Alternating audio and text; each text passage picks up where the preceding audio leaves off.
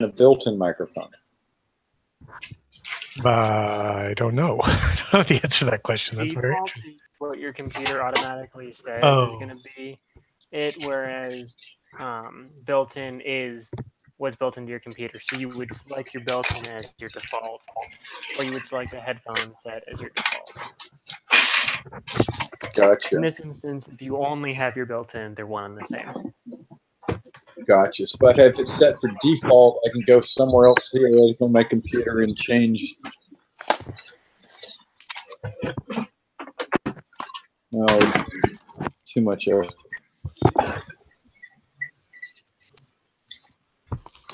Somebody has some really annoying background. That's not me. It's very squeaky. I'm not hearing anything. Okay. Seemingly stopped. Oh, maybe it's my system then. I'm blaming Nils because I heard it too. No, I heard it, and then it stopped.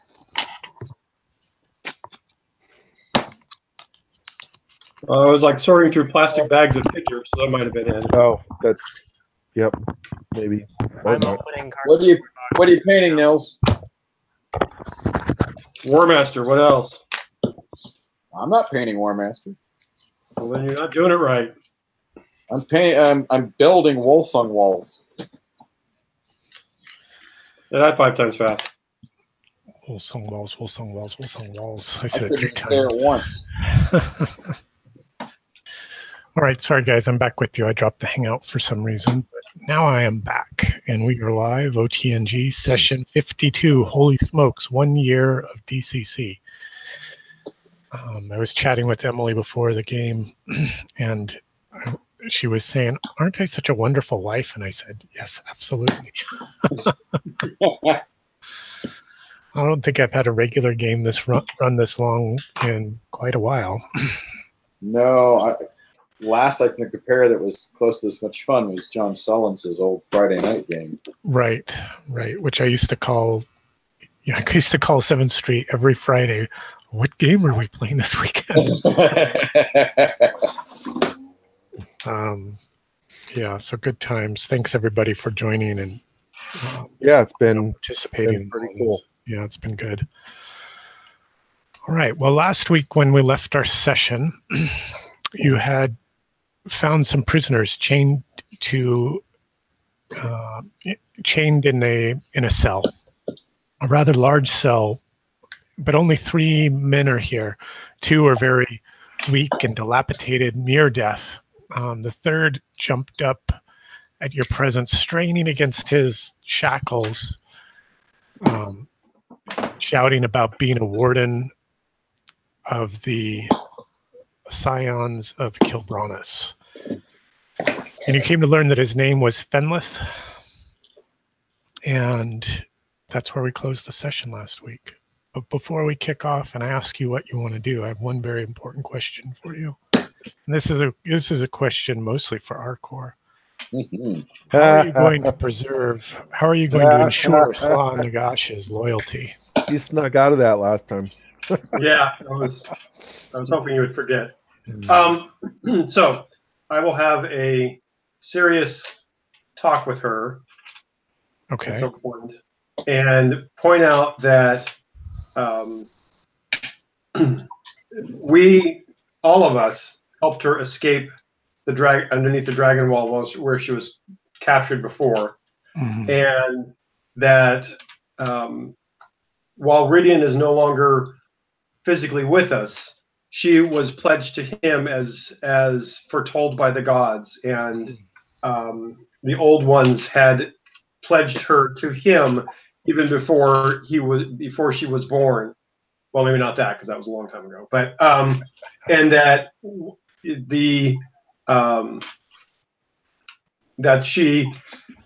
that we are the ones that remain, and if we're the ones the gods sent, not just our court. Right. We are the ones the ancient ones sent. Our court was but part of it. Right. He was the main connection, but the gods are fickle, as I'm sure she knows, and and we are the ones that are left, and obviously the gods put her with us for some reason, regardless of what our makeup is, and if you remember, part of her rolled up personality is that she's very much into destiny and doing her duty, and so I'm really trying hard to play on that. Okay.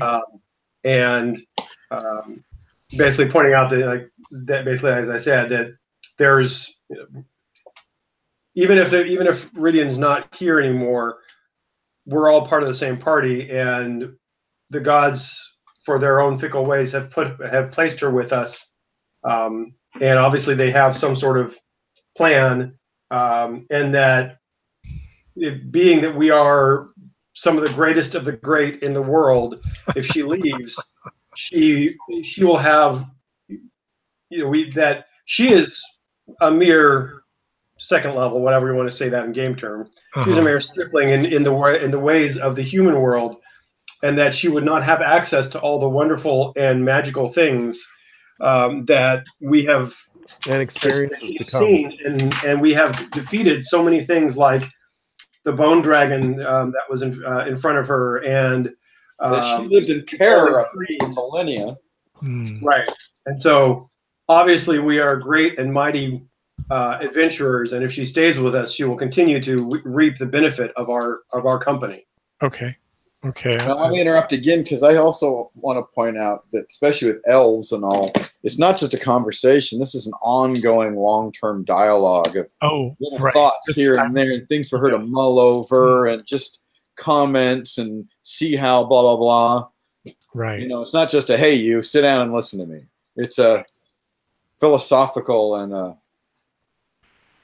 not just a hey, you're hanging out with us. It's hey, you realize you're part of us, right? You're now part of this team. All right, Nils, I will give you a personality check with the die shift up. Okay. Let me know how you score against that.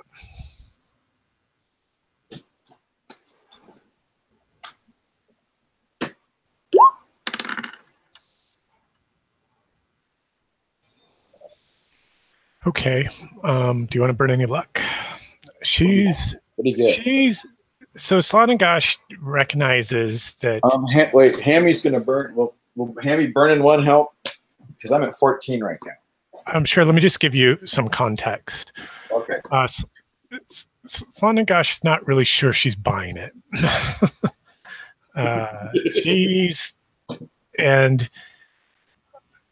She's questioning and challenging and pushing back against every argument or persuasion that our course presented to her over these past few sessions. As she starts to recognize and realize what great power she wields by her, in her very hands, this beautiful instrument that the gods brought to her and her destiny to perhaps even, raise the Kith Empire once again. So there's this real back and forth tension. Now, from a meta perspective, what that means is Solana Shah is not fully bought in, and this is going to be an ongoing thing. You can burn some luck and you can convert that. You wouldn't have to burn much. So if I might as well burn the luck so we don't get shafted. Well, yeah, and plus this is Nils's character. I want to keep her around. She's cool. Okay. So I'm at 14. We have a ways to go on this adventure. I know we do, and there's not going to be a time to rest. I have this sneaky suspicion. I've been talking for the last 5 minutes on how was I on mute if I don't know. Anyway, not sure how I gave my big speech if I was on mute, but we heard your big speech. Okay, but after that somehow I got into mute. But anyway, so I rolled an 11. That was just rolling. You rolled a 10. Oh, is that with your personality mod? No, it's not. That's what I was trying to get to. Is that doesn't include my personality mod because I was just rolling a d24. Which is what's your personality mod? 1, so it makes it 11. Oh, okay. Not even funny. With the single point of luck, you could you could assuage her to your full position and support, and she'll be a party member in all things. Hammy will burn it. It's worth it, totally. Okay. Mainly because Hammy doesn't want her to go rogue and make halfling jerky. Well, sure, but let's be honest. If it came down to the two of them, he's got 2 short swords, and I'd give it an even shot.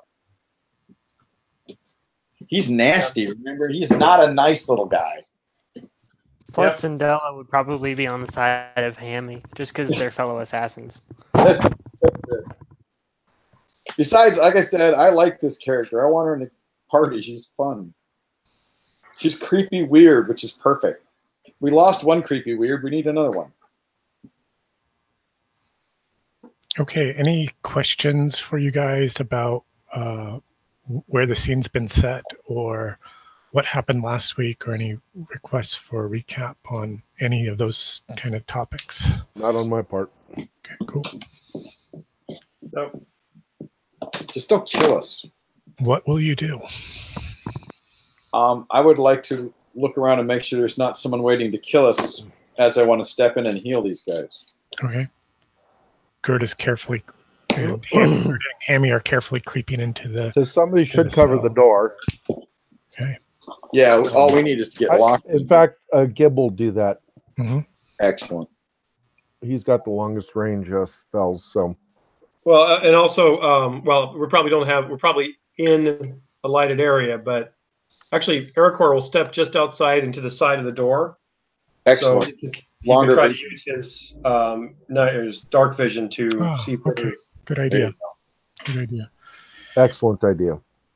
There's not much else in this chamber. There aren't even any corpses or skeletons chained to the remaining manacles on the wall.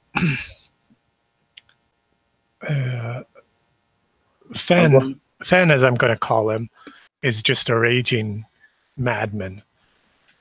He's demanding to be free. He's demanding vengeance against his brother's killers. How dare they lay hands on a warden such as himself? You know, they'll all pay the price. He's got it's like he's been down here a little while. His hair is brown and matted. Everybody in here smells and stinks as if they haven't washed in weeks, which maybe isn't uncommon, but without the benefit of a latrine or anything like that, it's pretty ripe. And their wounds are probably festering too. They aren't actually. It's not like they've maybe been beaten and bruised. They aren't. They don't have any open wounds or bandages about them. Are they all dressed the same, like they're all part of a team, or are they all different looking people? They're dressed in kind of tattered rags, like rough trousers. Fen is shirtless. So the other two are sort of wearing, homespun kind of clothes. Should ask them what the heck's going on. Okay. Can I go ahead and heal the unconscious ones while he's talking? To the other one, I don't want them to die while he's talking. Is all I'm saying. Sure, you can attempt to heal them. What are you just making a healing check, or are you doing something more? Well, that's why I wanted to vitality. The restore. Right. There's restore vitality. I have a couple of options, so I want to go with the one that's most likely going to save them, because just putting back hit points might not be enough, right? I mean, if they were bleeding out. I think it would have to be restore vitality. For the two that are kind of collapsed. They're like on the brink of death. In fact, make a luck check, Gerda. That's why I wanted to get them first too, so I had a feeling this was going to happen. Wait, hold on. Sindela is analyzing the dying men's bodies to see if they have any loot on them or anything. No, they're like as if they'd been like stripped down to their boxers and thrown into the cell. No. One of them, the eldest of the two, kind of like a fatherly type, he expires before your eyes, and you can just it's that whole sense of the spirit leaving the body. Okay, well, I'm going to quickly restore vitality if I can on the other, and then say a passing prayer. Okay, go ahead and make your spell check. Okay. And I have a feeling we might want to try a word of command or calm word. I don't know, but may the lady bring you life. Mm-hmm. What did I roll? I can't see it. 26. Oh, I better look at the book. Can you word of command someone not to die? I think, well, maybe. You want to try sometime, I guess. What I was going to say was calm because he's going nuts, but okay, hold on. You really think by now I'd actually put the ribbon in the right place after a year of playing? Restore vitality at 26. Wow. The cleric restores ability. Let me start that over again. I prefer to say Gerda restores ability score drain, even if it's permanent in nature, and heals 3d6 plus level lost hit points. Full stop. You cast your blessing over this fallen individual, and he's completely restored. You can see his cheeks fill. And a clarity of light comes into his eyes. You can treat him as a level 0 follower. Oh, cool. Anyone can roll it as you like, and then we will move to Fen. All right. And Gib was starting to engage with him to try to figure out what was going on. Why didn't you make a personality check, Gib? I was asking Gerda to talk with him.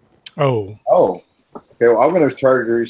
I don't know if restore vitality would heal his nut or if calm would. I don't know which is a better choice here. I'm asking a meta question, or is this something I have to learn through experimentation?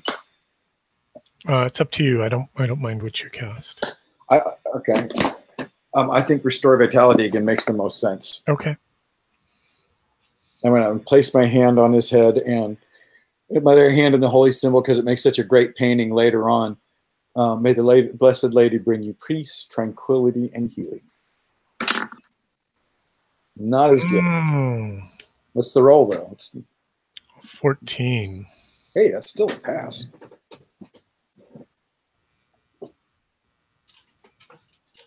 Cleric restores ability score drain that is non-permanent in nature, whether caused by spell burn, monster attack, broken limbs, or other means.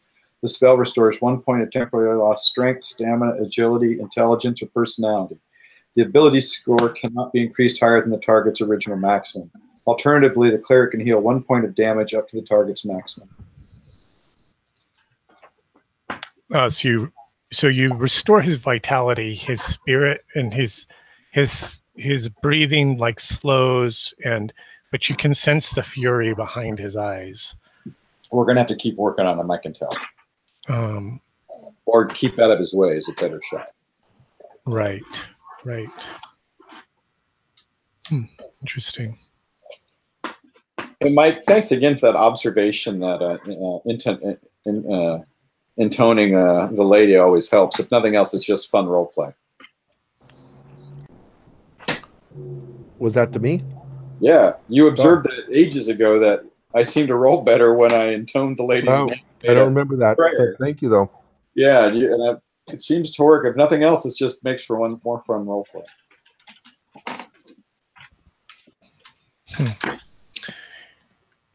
Yeah, the higher level spellcasters are just pretty darn amazing with their level bonus and their stat bonuses and stuff like that.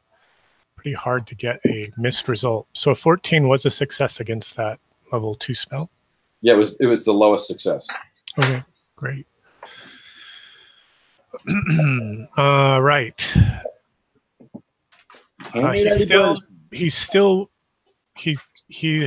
I'd cast calm on very low health, you can tell. He doesn't have many hit points. But what you do learn from speaking with him is that the prisoners from this room, from where he and his brother were taken many weeks ago, are being sacrificed to some sort of god, some sort of dark black god. And he knows that his brother has been taken his brother Den has been taken as a sacrifice, and that he's met a cruel end, and he's furious about it, and he's demanding vengeance. He's still chained and shackled. And he says that all his arms and armor were taken from him by those priests in brown, and secreted away somewhere. But he has no idea. He was just drugged down these twisting stairs, and thrown into this cell. But he can hear the roar of bears nearby, and oh, that can't be good. And like there are a great many of them. In fact, their growlings have often kept him from a peaceful slumber. Does he hear them now? No, he doesn't hear them now. Well, that's something. At least he's not that crazy.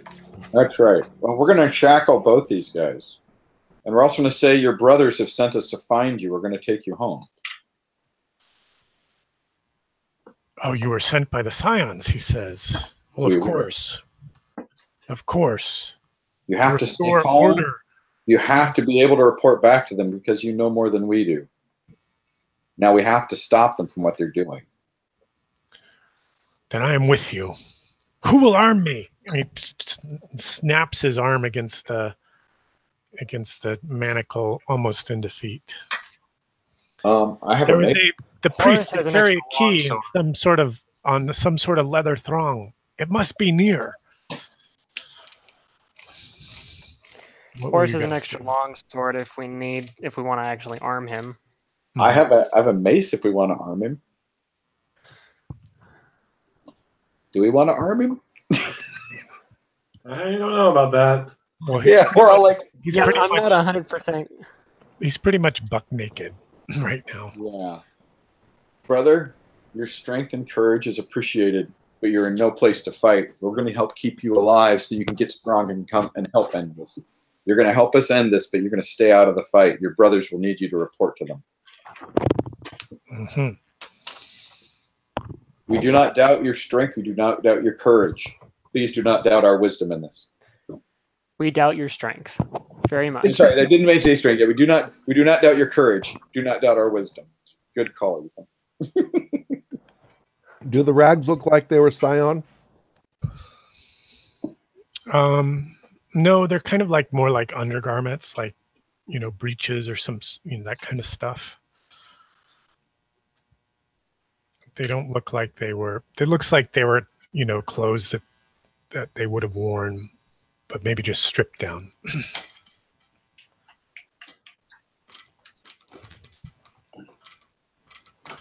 Oh, by the way, how do we roll a 0 level? Just go to purple sorcerer?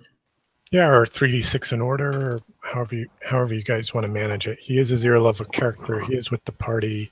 He's pretty much as any other 0 level character is. If we're confident that he's a Scion or a Scion representative, then we should arm him.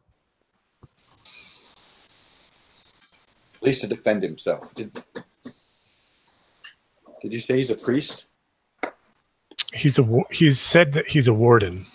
Okay. Now, you do remember that when the Scions summoned you to their presence, they talked about sending their wardens into the area to try to determine what had happened.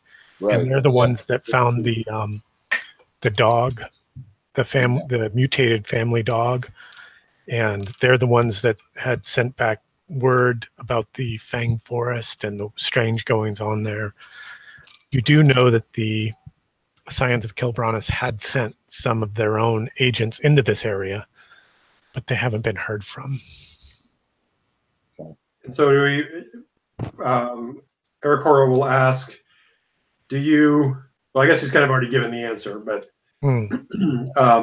so you were more of a warrior monk than a spiritual priest that is able to cast spells?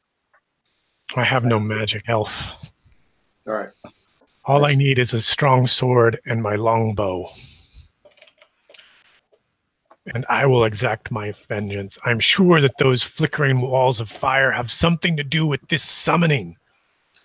This evil and darkness that is here in this area.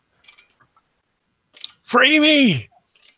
Well, yeah, we're freeing these guys. Oh, how will you free them? The chains are heavy. The manacles are stout. Wasn't there a key over here on the hook by the door? I thought I saw a key right here. No, yeah, there was no key hanging upon the at the entry. Sindela will try and make these manacles open. Okay, sure. Why don't you go ahead and give me an agility check? Do you want agility, or do you want like a disabled trap roll? Oh, good point. How about disabled traps? Okay.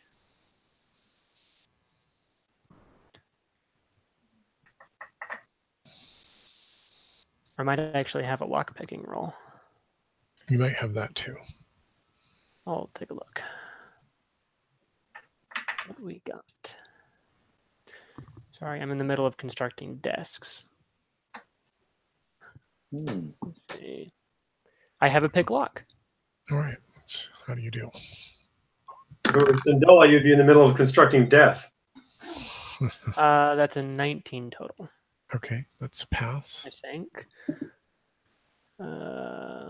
It looks like a 19 here in the chat. So yes, so Fen is free. In fact, the other, once you understand the mechanism of the first, defeating the second is child's play. Yeah, I could do it blindfolded. Let's not test that. Say, in fact, I do. All right, what's your plan for Fen? And what is the name of this new fellow, this woodsman that you've taken under your wings, protecting from all these dark dangers? Sorry? What does he look like? What does he look like? Well, I can tell you. Excellent. We're talking about the other guy, right? Right. Mm-hmm. Okay. Sir Nameless. Exactly. We should call him Unamid. Stop that.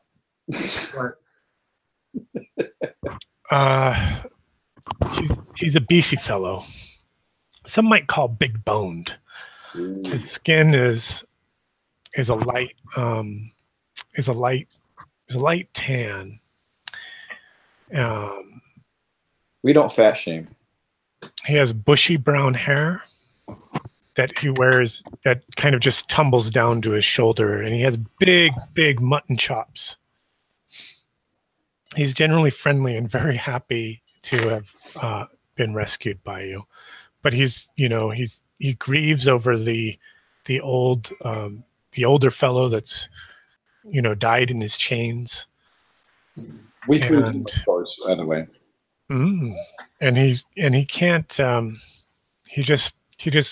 He wants to leave this place by any means possible. Well, we'll do our best to get you out of here. Did you already get stats for this fellow? Well, I think I got some 0 levels here already. Let me make a quick look. I can give you stats for him actually right now. I'll just paste them into the chat. Okay. That'd be easier since the only one I have. Well, I got a butcher with a strength 16. I'll be right back. Alrighty. I think we're looking at someone with either high strength or high stamina.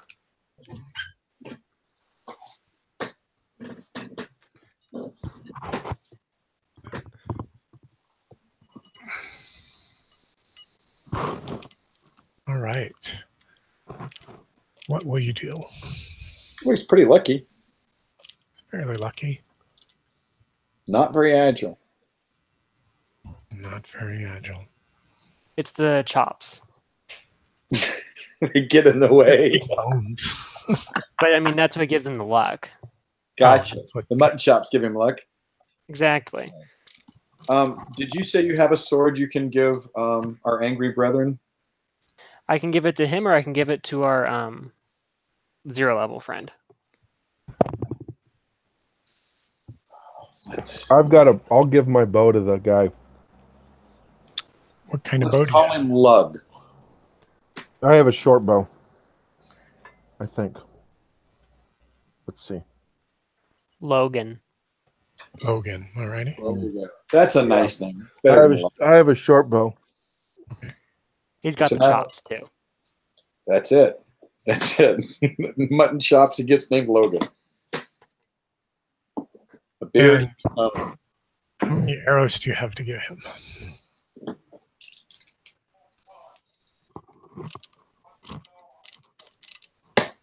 And I have a mace. I can give one of them. You said you have a sword and we can give the other? Mm-hmm. Not that I want to get them into a fight, but I hate to have something run past us and eat them because they're just standing there.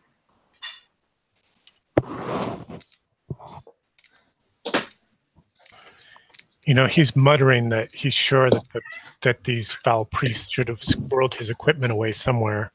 If only you could find it. Well, we'll look for it. We'll look for a way to stop it. Kind of like looking at the short bow. Like, well, wizard, how many arrows do you have for me? 18.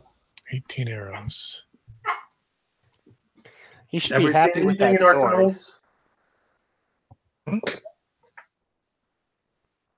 Is that Nils? Have we seen anything in our travels of any kind of equipment in the? Good question. I was hinting at it. You did find that big storeroom off to the north. Let's head back there. Yeah. Okay. Nils is smart. It's because he's so tall. So when you guys arrive back at the storeroom, his eyes light up and he just starts digging through all kinds of stuff. It takes him about 20 minutes, but he does find all of his equipment. Ooh, cool. Oh, good. And so we get all our stuff back then? Yeah, you can have all your stuff back.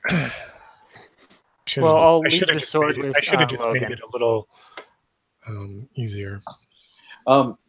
No, we should have thought of it in the first place. Do we find something to arm Logan and maybe armor him a little? Give me a percentage check if you want to help. Yeah, want it? Oh, absolutely. Anyone searching? And somebody had a shattered shield. That would be shield. It wasn't me. Oh, that was my father. That was Krungus. The dwarf, Krungus. Okay. One of you can roll D100 for me. Why don't we have Cinderella roll a D100? She knows what she's looking for. She likes sharp objects. She does. She's feeling it. 30? Yeah, you don't find anything. Well, we have a long sword for him, and it's Kithian he finds all of his equipment, and I'll now share the character sheet with you guys, which I have. For Logan or Fen? This is for Fen. Okay. Well, I'll give Logan my longsword then. So he has something with which to defend himself. Yeah, he's just a L0, so pretty easy to track. When he takes damage, we'll roll his hit points to see if he lives. Sounds good. God, I hate the certainty in which he says it when he takes damage. It's kind of like rolling the mercurial spell effect waiting until you first cast it. Yeah. Pretty much. Hey, did he survive that hit? 13 points of damage. Maybe. I'd like to get somebody alive out of one of these. It'd be nice to have a follower. All right. You guys are well to the north of your current position on the map. I will quickly relocate you. Thank you. Otherwise, we have to go through all the doors.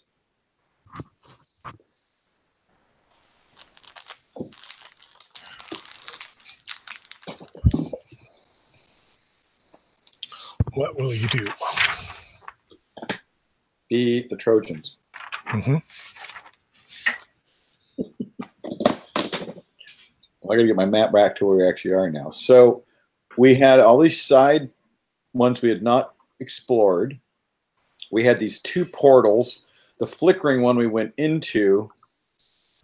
Did we find anything useful in the flickering one, gentlemen? I don't recall other than the altar in it. Yeah, just that weird... somewhat magnetic altar. Yeah. All right. I suggest we continue our explorations of the main cavern.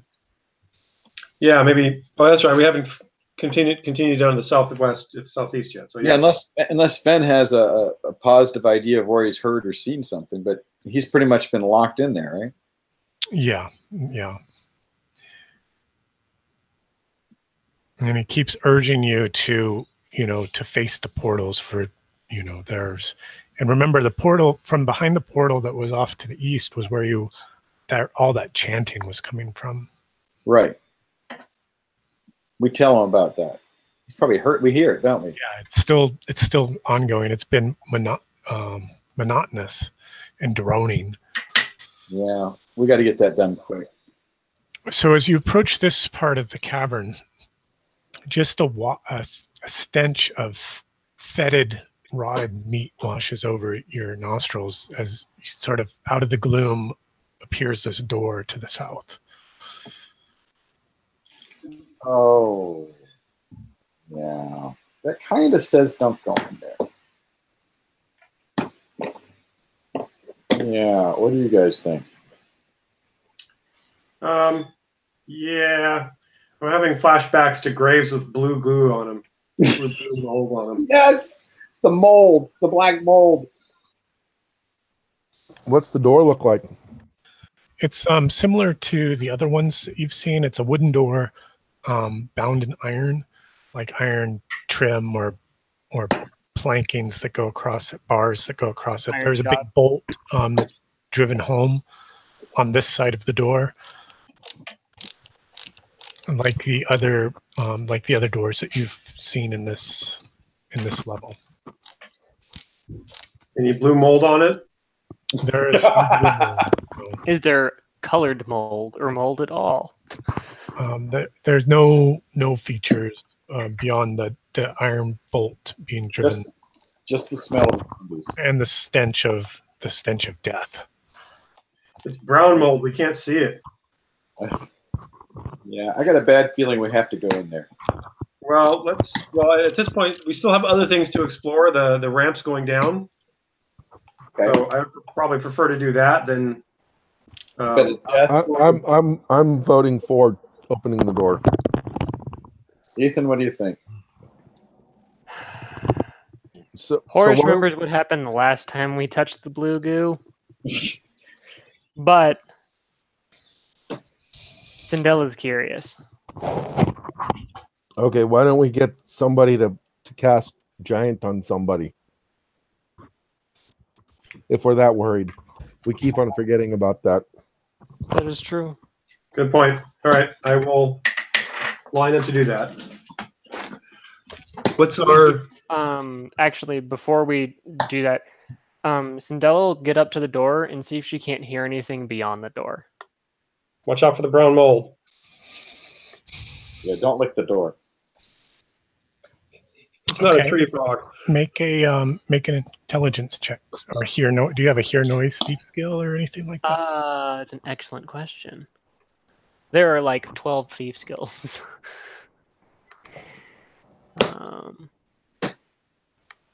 I do think that Hobbit should have a cooking skill. No, doesn't look like I have a here. So it's just an intelligence check.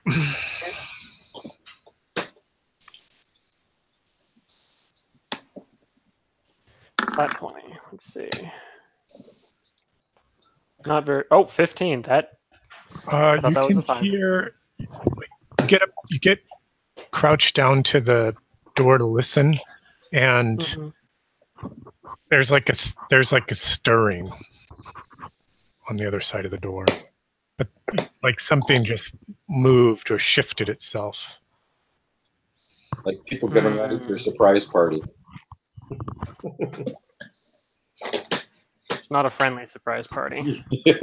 So it stinks, and the door looks like the other one, but it's not locked or barred from the outside. Correct. It smells of death. That was the description. Well, yeah, there's probably something bad behind it, right? But well, it wouldn't be in this dungeon if it was good. Yeah. Yeah, that's why whoever our nice, good warrior needs to get made to 20 feet tall, and we can get him biginated. Yeah, well, AirCore is ready if we're ready for that. What's the daily spell check bonus or minus? +1 today.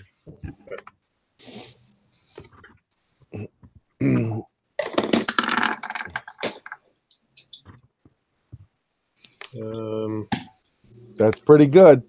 18 on Invigonate.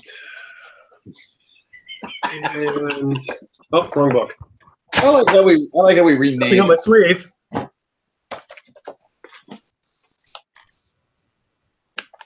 Is this still the wrong book?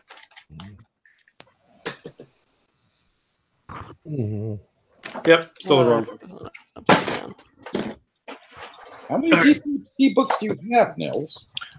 Well, I split my one book into 3 books so doesn't crush me when I'm trying to read. Right, I recall that. And then I have one other spiral-bound book sitting nearby. So I'm almost there. Stay on target. Okay, 18. Increases size by 50%, preferring a +2 bonus to attack, damage, and AC due to greater size and strength. Very nice. Any hit points gained? No, not that one. For a 19? 18, no. How long does it last? 1 turn per caster level. So 4 turns, I guess. 40 minutes. So that's 40 minutes? Yep. So a horse is about 9 feet tall. Yeah, he's like an ogre. So you're just super big. No other modifiers? No, it's +2 to +2 to AC and to hit and damage. Okay, great. And he can slam dunk. Well, he doesn't even need to jump to slam dunk. Yeah. Anyways, when Horace is going to open the door, Gibbs going to cast Eckham's Mask. Yeah, you're casting Eckham's Mask. Go ahead. When he's going to get ready to open the door. So, well, I think he's going to open the door. Are you? Is Horace going to open the door really soon? Horace will open the door. Okay, Gibbs going to. Oh, nice. You got 19 plus whatever bonuses. Go for it. Open the door. Gibbs ready to cast some badass magic.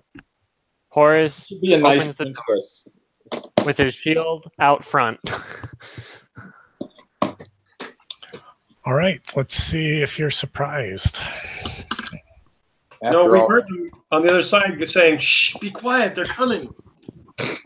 Right, Horace opens the door, and there's a great roar and gnashing of teeth. Of course, there is. As your lantern spills into illuminated bears. Space. Horace wonders if he's read about and this there's before. A mob of, like a horde of bears. Nice. I should have seen that coming, honestly. All right, you got a target number to beat there. Oh boy. Mm-hmm. Let's go, Horace. Let's go. Back. Wrong button. Yeah. No. So it's like as the door, just kind of as the bolt gets drawn back and the door is about to be opened, just this huge bear bursts through the door, roaring at all of you, and they just come charging out into the cavern. Well, animals are afraid of fire, right? So this could be good. Holy! It's a lot of bears. That's a lot of bears. Boy, are they running past us? They just run into you, and they're like gnashing and crashing their teeth. Each one of you will be attacked in turn. But and more of them just kind of run off into the darkness. Okay. This is unbearable. This is unbearable. So they're not really focusing us. They're just like attacking us as they run past. Or just run over us, yeah. It's the Lion King. Can we try and dodge? Lost the initiative, so this is like their charge into your ranks. That's fine. That's fair. Just asking. Meaning I don't want to try to fight them. I'd like to try to avoid them. I have a feeling we'll find out what our 0 levels hit points are quick soon. I think we'll find out what the 0 level hit points were. Yeah, good point, right. And 0 levels. So there's 9 of them that make attacks against you. I just need to make a quick calculation here. Well, I would think most of them would hit Horus. Because he's big. Well, and right in the way. What happened was, yeah, that's absolutely right. The door gets opened, but they were tensed and waiting. Well, they heard and smelled us. Yeah, released from this place, and they're running through you. They just the first one sort of the door knocks Horus back a few paces, and then it's just like one bear leaps past him, and one slashes at his knee. Because that's about as high as it is. Wave of bears. It's just a wave of bears. It's like an unstoppable force, an immovable. It really is Lion King. This is really wonderful. I'm actually I'm loving this. I actually enjoy this encounter. This encounter is very unique. Oops. I'm thinking Lion King all over again. Unfortunately, that means I have to die. Oh, that is a shame. And that means Logan will survive. That means Logan will survive.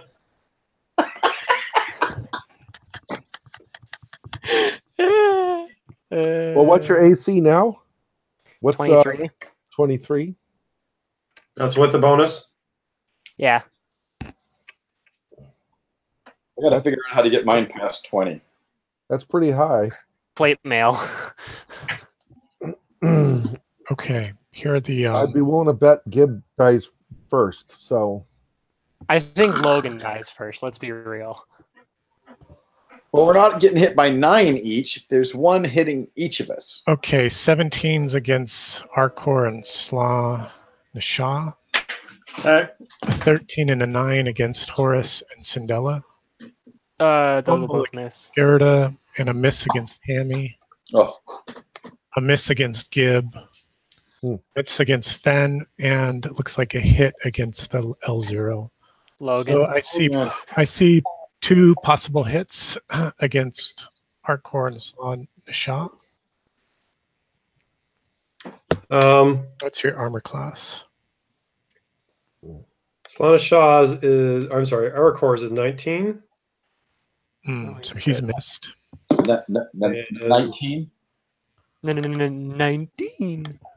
And Slana Shaw's is 13, so she gets a hit. So she's hit, and she takes 1 point of damage. Make an agility check. Like reflex or actual agility? Yes, that's what I mean. As a reflex save. Make a reflex save. DC 10.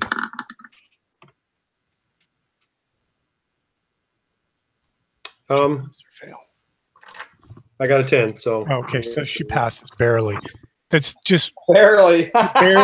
She barely gets out of the escapes from being pinned underneath this massive animal. Okay. All right. It is your initiatives. What will you do?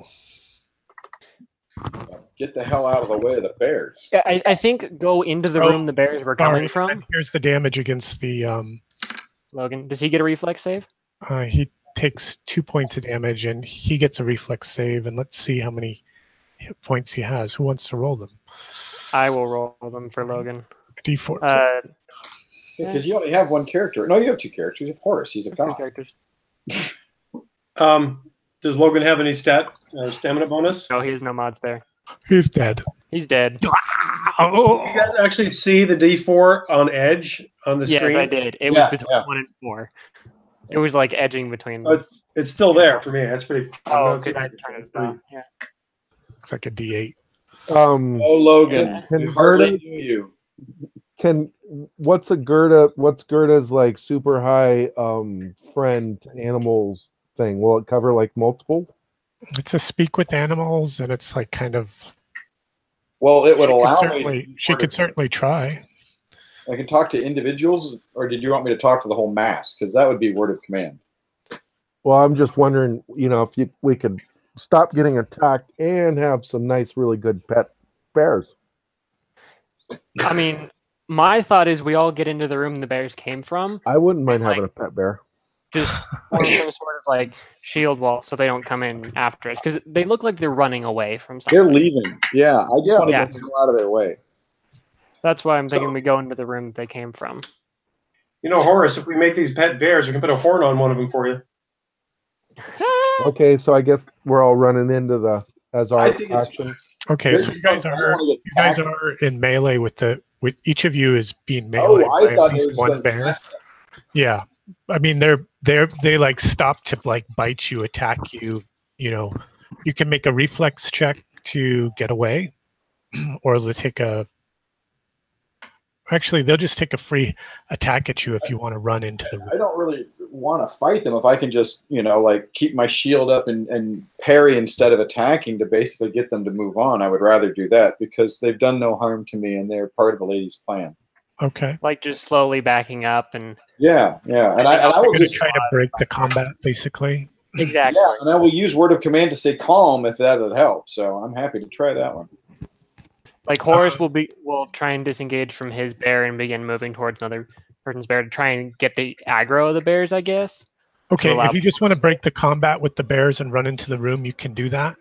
They'll just take a free attack against you. If you want to take actions like casting spells or like slowly moving away, or trying to get away without them attacking you, then you can do that. Also, you just won't be able to get into the room.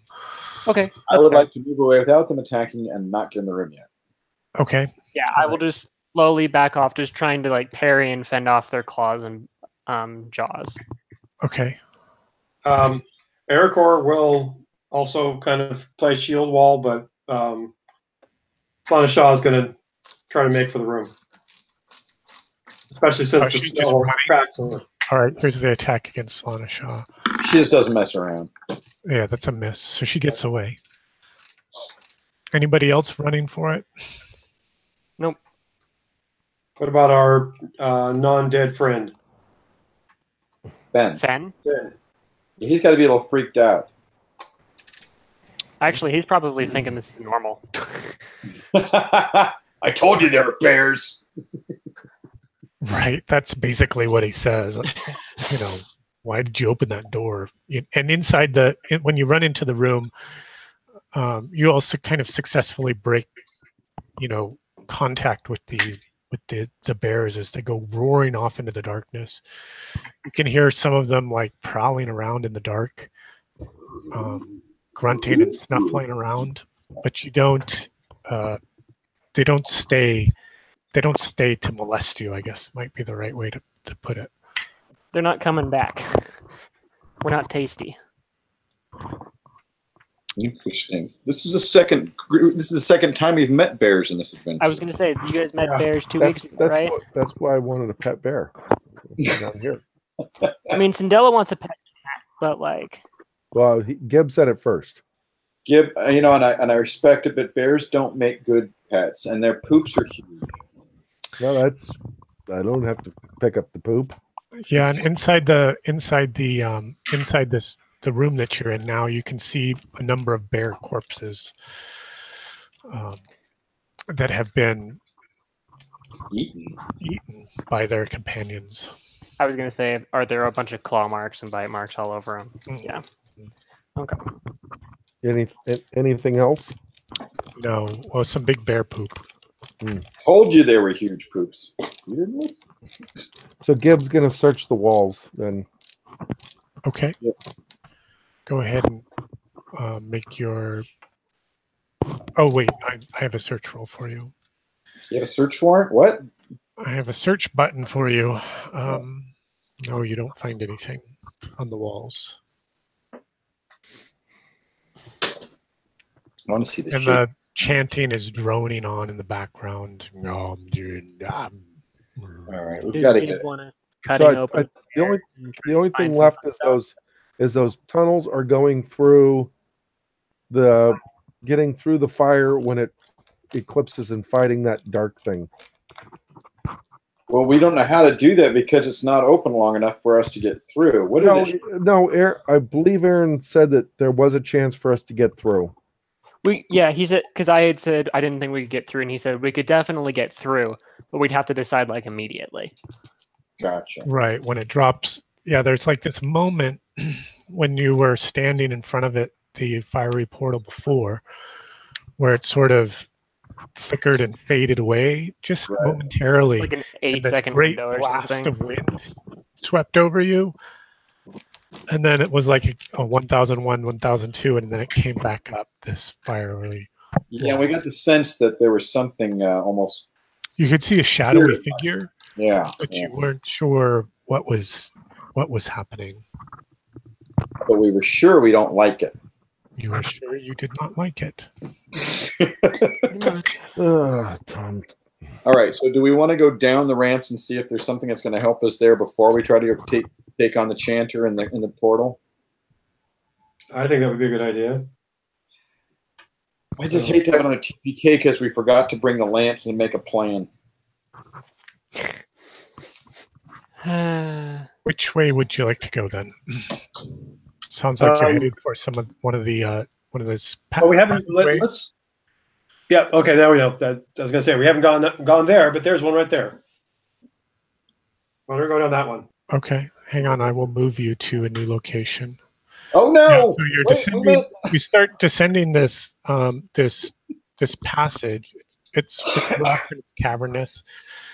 But all the features down here are all smooth. All the rock features are all smooth, and it starts descending very, very steeply, and it makes all these really hard turns and switching back on itself as it descends deeper and deeper. And it goes for something like 500 feet, if not more, hundreds of yards.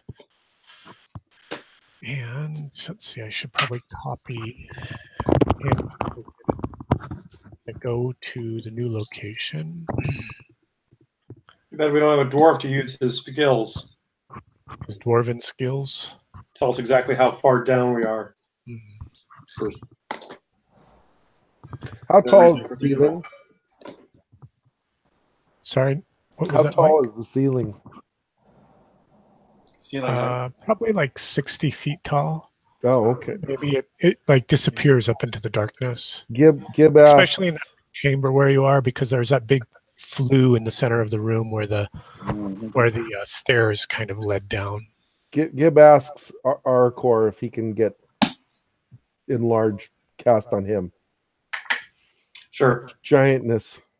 Let's see. So it's probably okay. Are the tunnels going down also still 60 feet, or they're a little narrower? They're narrower. They're more like 10 feet, maybe a little bit smaller in some areas. Okay. In general, when you cast a spell, can you choose a lesser success rating if you want to? Sometimes. Only if the spell says so. Usually it says so. Mm-hmm. Unless it's fireball and you're in the back of the party and it's a narrow corridor. Right. Like like kinetic manipulation or whatever it's called has that or force manipulation is what it is. You can do anything. Okay, I've brought you to a new area, and you should be seeing that location. I will ping you again. Okay. And I will tell you too that there's something very different about this this map. Oh shoot! It's very dark for one. It is. We're in the bottom center. We're just a tiny, tiny speck. Yeah,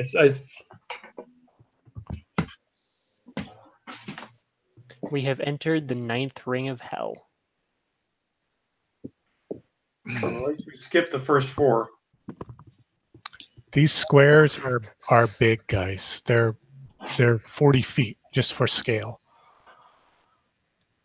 So that's why you don't see much with your lantern.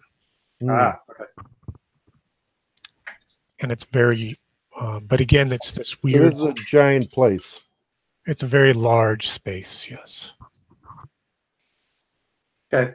Once we get down here, I'm going to go ahead and cast the enlarge on Gib. Okay.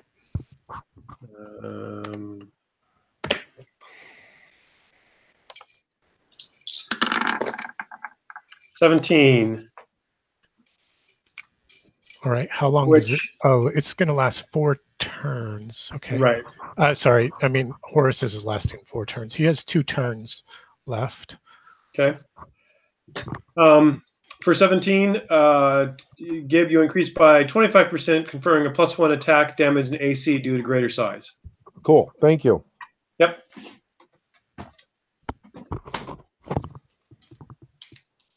All right. What will you do? This chanting kind of fades away as you sort of descend into this, this very steep tunnel. There's another area.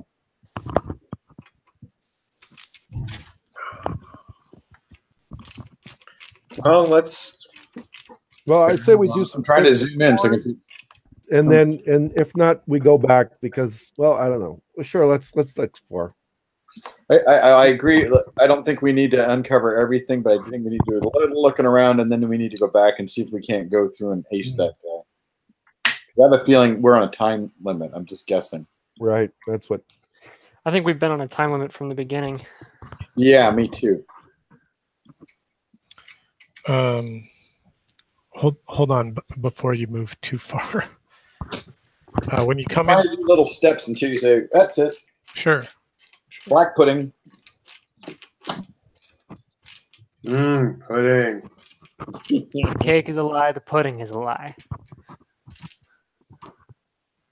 Portal. So here in this chamber, as you're sort of coming to the edge of the, I was trying to move Ethan's screen share. As you move to sort of the edge of this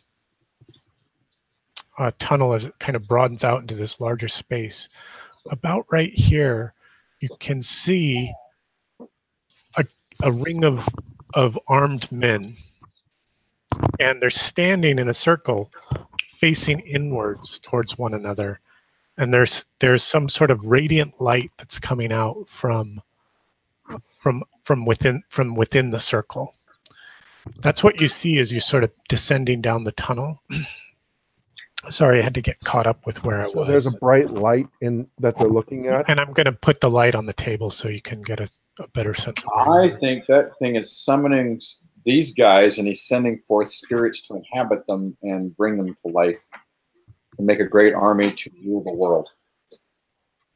Okie dokie. That's a lot. That's a theory. It's straight out of Marvel Comics, I'll have you know. Let's see. The person in the center of the room of the circle is Ridian. Yeah. Ready to rule the world. So are reading it from a past? Are these armored men? Are they moving? They're stationary. They are not moving. They have not noticed us yet, in other words, or they're not taking any action. Correct. Well, you can see them before they see you, in part because of the darkness and the gloom. Yeah. The light that they're projecting from their circle. Gib's going to halt and hope that everybody else halts. Certainly.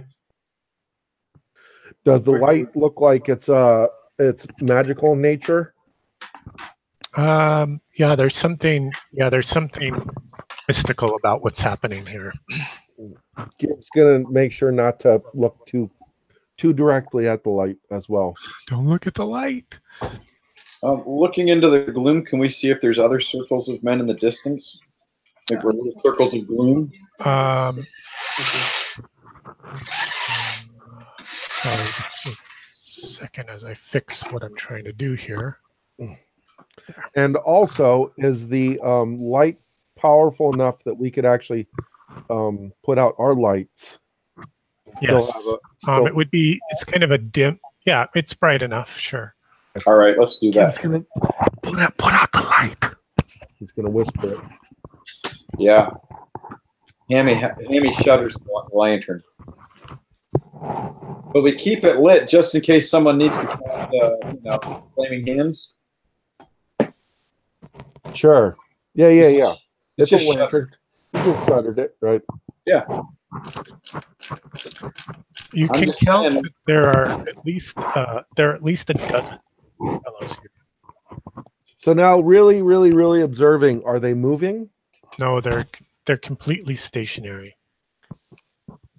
Can we see them enough detail to see if they're actually alive and breathing, or if they're like stone or metal? Make an intelligence check. DC 15. Yeah. Holy cow! Yes, they are alive. They can see the shoulders of the one that's has its back closest to you, sort of rising and falling as they breathe. Okay, this is creepy. It is. Now you said there's a dozen guys, or there's 12 of them. Yeah. Okay. Well, they're wearing armor. They have shields. They're soldiers. Do they look human? They are human. Humanoid. Right.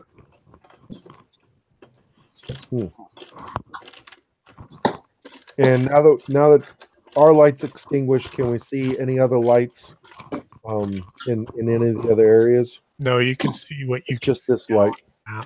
And it's, again, these squares are big. They're 40 feet. Yeah. So they're about 60 feet away from us then. The center of the circle is 60 feet away, and they sort of ring this area. Right. How close are they to this light? Or what's coming out their area, their space? Yeah, what? Hey, Ethan, if you wouldn't mind muting your line, that would be good.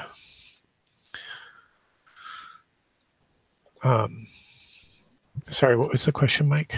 How big is the ring that they make? In other words, how far are they apart from each other? Right. So let's see. Like diameter-wise, it's probably 20 feet across. Okay. So a 10-foot radius out of the center from this cross. So there's a few feet between each one. They're not like super condensed down looking at this light. Make a luck check, one of you. I will. I've got good luck. Emmy has the best luck. I should have let him do it. 13. No, I'm down to 13 right now. Oh yeah, 3. All right, you're okay.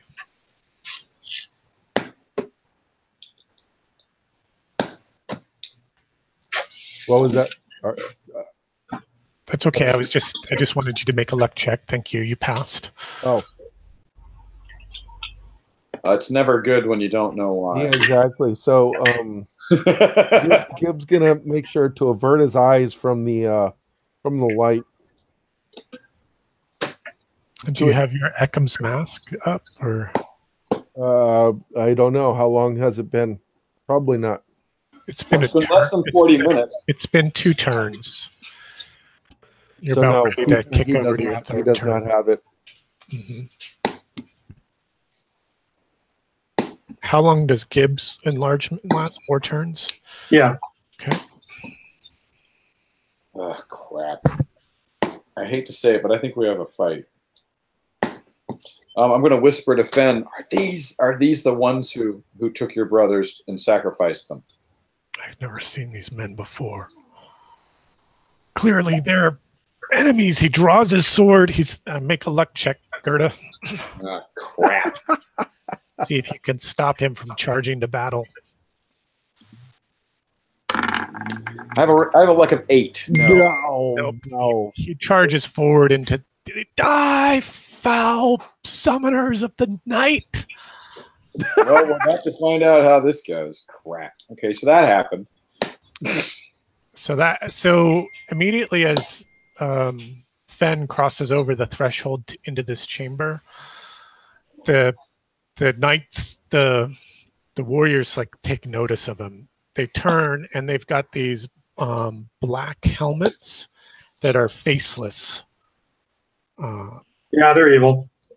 And snappy they dressers. draw their swords and they charge to attack. So, how about an initiative check? They are...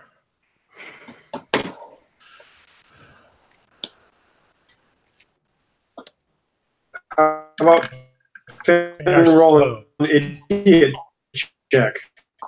We broke the hell up there. Nils. What was that?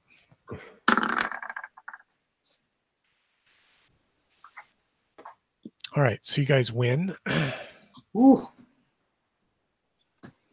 Let's see. Would you like me to move us over to the sketch pad, or do you just want a theater of mind this, or how do you want to handle it? I would like to cast word of command. All right. So I think we're fine for now. All right. Because if I get a good roll, we might not have to. Here is Fen. Go ahead and cast your spell. He says dismissively.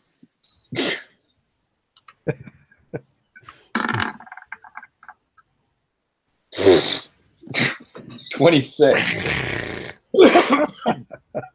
And I went with surrender because it's an oldie but a goodie.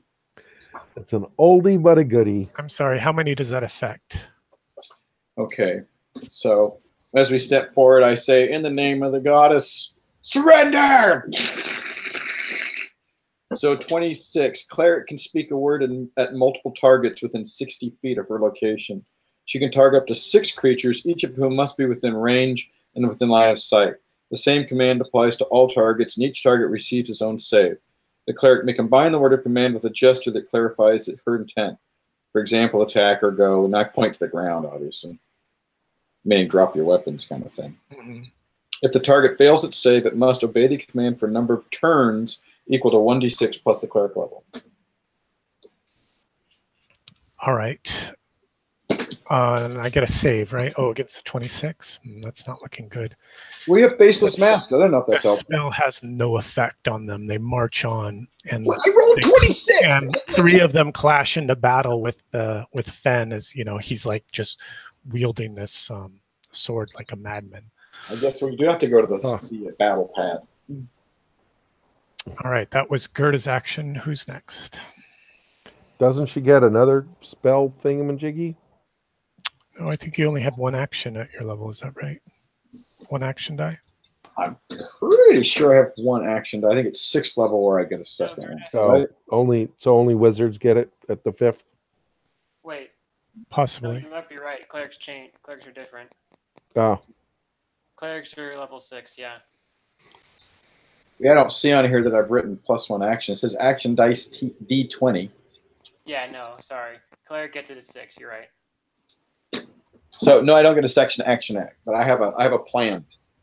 Okay, that's why we're going to a. Is that why you want us to go to battle? Well, I just figure with 12 opponents, we're going to have to. I mean, we can theater mind it if Aaron, I don't mind. I'm just going to draw dots on the map. Okay. All right, that's easier. I think that's what I'm going to do. All right. Here, this is. So they spread out like this. Is that what? Yeah, that's what's happened. As sort of, as Fen charged in, their sort of ranks sort of broke and dissolved as they kind of start to envelop, the one lone warrior charging forward. And what I'm going to do is I'm going to use your colors to represent your characters as dots there on the map. Okay. Fen is a green dot, and that's about where he is. Well, I think we're going to have to charge forward and help him out.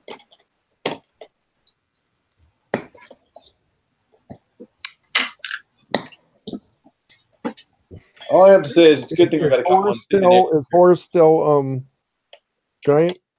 Yep. The light just went out for a minute, but only so I can fix some of this other crap that I have going on. It'll be back in a moment. Horus is still giant. What are you guys doing? Charging forward to help Fen.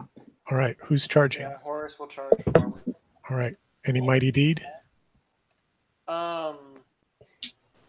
Always. You're pretty quiet, Ethan, by the way. Yeah, because my mic is far away. Sorry, I'm still doing construction. No problem. I can hear you. My goal is to basically take the sword, run forward, and just like impale him straight through the navel, basically. Okay. Try and have the sword ignite as it goes through him. Oh, right. His body just becomes engulfed in flame. All right. You have that special. Oh, yeah, you have the flaming sword. All right. Go ahead and make your attack roll. Interesting that they're immune to command. This will be. Okay, here's his first attack. It may be immune to magic. And that's a crit. Woohoo! Did the Okay. deed go off? Or you're not deeding? I think he deeded. Indeed. Okay. So that's a crit.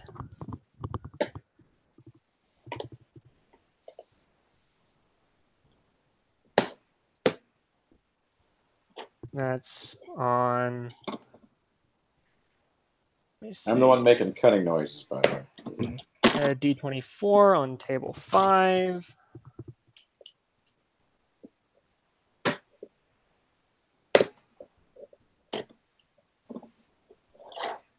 -3 for my luck.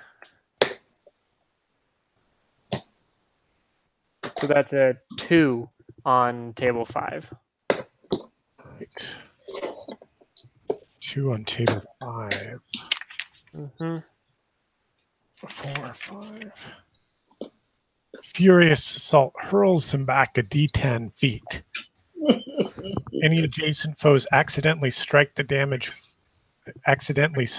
target for damage. Yay! Any adjacent foes. All right, so there's. Yeah, you're big too, so. How far do you send him back? Let's find out. And where are you in this mess? I am basically to the left of Fen. 10 feet. 10 feet. To the left of Fen. So you're about here. Mm-hmm. Yep. So you knock this one back into his friend, and he's going to make an attack against him, just as he's sort of bowled into him. Sure, he's a big hunk of armored mass. Right. I think it'll cause massive damage to the entire group. You like giant dominoes? Exactly. Okay. The damage from this, the damage from the actual attack is here. 5 points, and let me just make sure I read the effects of the sword right.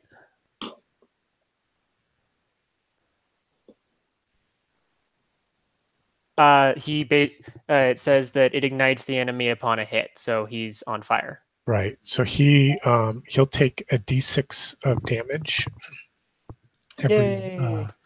every turn, an additional d6 of damage. He's taken 2 points of damage. Just 2? Convert this to. Well, how much did you do to him? 5? I did 5. Oh, yeah. Pardon me. I was counting the 2 from earlier. Oh, okay. That's without your strength mod or whatever that is. Mm-hmm. Strength indeed die. Indeed.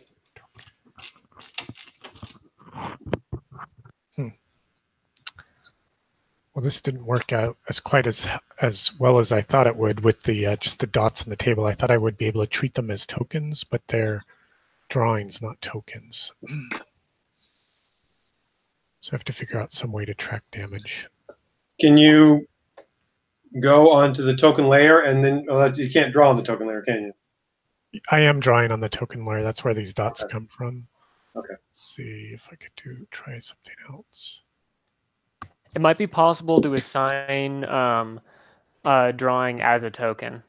Yeah, that's what I was looking for, but I don't see that as a menu option. I can move it to the front or back. I can delete, copy, paste. Yeah, it's probably something with how when the file gets loaded into a certain token pack that it gets changed from token to picture. Oh, I know what I do. Token. I'll just turn these dots into actual tokens as time permits. Yeah, that works. Okay. Who's next? I will go next. So Erica is going to run forward and try to position himself. He's going to try to cast a choking cloud spell. And he wants to try to engulf as many people, but keep it away from his friends. So much appreciated. Yeah. Yes, so Horace. Oh, where's Horace? Horace is to the left of the green dot. Oh, that's right. Horace has a second attack. I forgot about that. Oh, well, do your second attack then. Yeah, don't forget about that. Please, so no. He'll use his second attack against the guy up and to the left. Okay. And it's on a D14. Same deed. Same deed die and same that. So there we go. Holy bejesus, that's a big dude. There's a giant coming. Oh. That's probably a miss. An 11, I assume, is a miss. Yeah, that's gonna miss. Okay. And that concludes Horace. Okay. So Ericor. Okay, so I see kind of like a semicircle on the right side. What is that? Just another dot or something else? Or ping it, or I don't know what you're talking about. Let me try to ping it. Oh, I just put a purple dot there on top of it. Oh, I see. Here. Yes. Yeah. There we go. There was that red dot right there. That was underneath. Yeah, there's one. You guys can bring your tokens out onto the map too. I think that's gonna need this. Yeah, that one. Yeah, those are all. Every red dot is a dude. Okay, so Eric 4 will.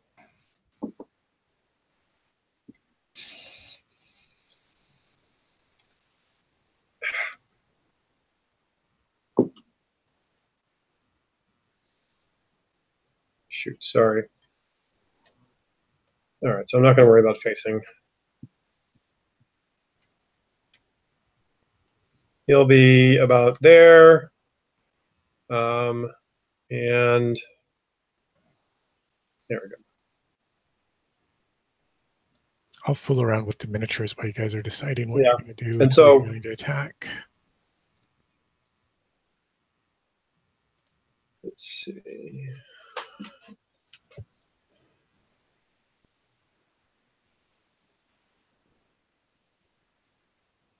So you're closing with these guys, Eric, or is that what you're doing? No, he's moving forward and then going to cast a spell.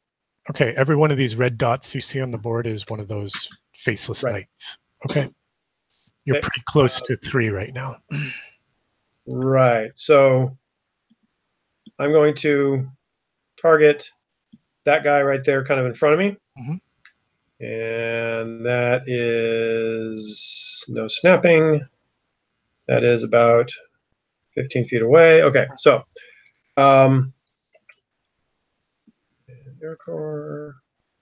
spell book and choking cloud. This is the first time I've cast this spell. Woo! Cool.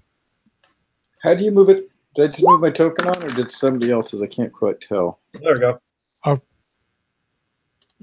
I did get Gert on there. Okay. Yeah, I will push you around a little bit for. Cool. So I rolled an 18. Oh, I got 2 hammies. Oh my God! Unfortunately, they don't have noses, so I don't know if it's going to affect them. Well, they've got well, we'll see. Word of command didn't. Right. Okay. So my manifestation is a 4. Oh, cool. A geyser erupts from below the ground below the target. And mercurial effect. Geyser of urine. Is... I was really hoping the bears running away would ruin their spell. 52. Oh, it's going to be Elven. Okay. We'll come back to that. And the effect is single acidic poisonous cloud appears with a radius of 20 feet centered on the target of the caster's choosing for a D4 plus 2 rounds. The targets in the cloud suffer -2 penalty to all rolls, attacks, damage, skills, save, and take 1 point of damage each round. The caster can direct the cloud by concentrating. It moves up to 50 feet per round at his command. Mm-hmm. All right. And oops, not elves and iron. Why don't I think this is going to work? Oh, well, we'll see. I got a new spell. You got to try. Yeah. So it's going to be around for 4 rounds. Okay. I'm going to ask you to track that. Yeah. I'll have to put a die on the table or something like that to track that. And I'm just looking for the elf Mercurial. Yep. Do you want to give me your D100 with your luck mod? My D100 was 52, and my luck is 1, so 62. Okay. Oh, 62. That's standard. Okay. I think. That might have an effect. I thought it was 60 that it stopped at. 62 is an effect. Gender bender. Uh-oh. Casting the spell causes the wizard to temporarily transform into the opposite sex. That's Remains in effect per 1 hour per level of the spell. Recasting shifts you back. So isn't Arcor's kind of like vaguely ambiguous, if I remember the introduction of the character? Right. I've never really followed through with it. So, but yeah, that kind of. But now he's definitely his feminine, or their feminine side is showing through. Yeah. This confuses me. So he's a hot elf? That's kind of redundant, though. Being a hot elf is redundant. Okay, yeah. This guy's on fire. This guy's choking in the cloud. Oops. Oh.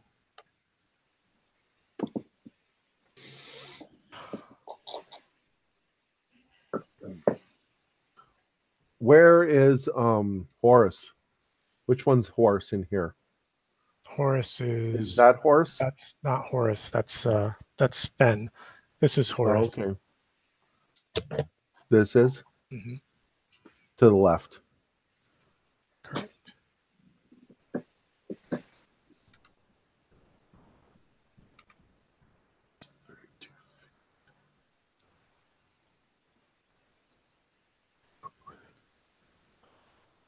So I'm not sure if things got moved. Okay, so that's the cloud. Is there a guy underneath there? Yeah.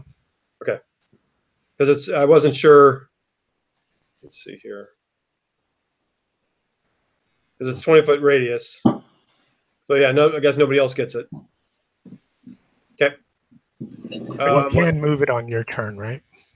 Yes, but then it obviously moves it off the other people. What's those dudes? Those are the replacements for these dots. Oh, okay. And Slan Shah will quickly take a shot at with the. Does she have a? Oh, she doesn't have a missile weapon. Never mind. She'll look menacingly.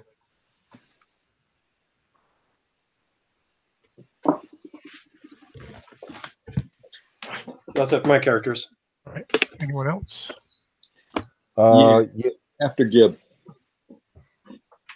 Gib's going to cast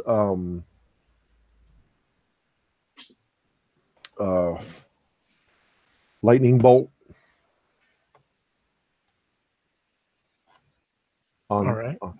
on that one. How do I ping again? You just click and hold. Click and hold.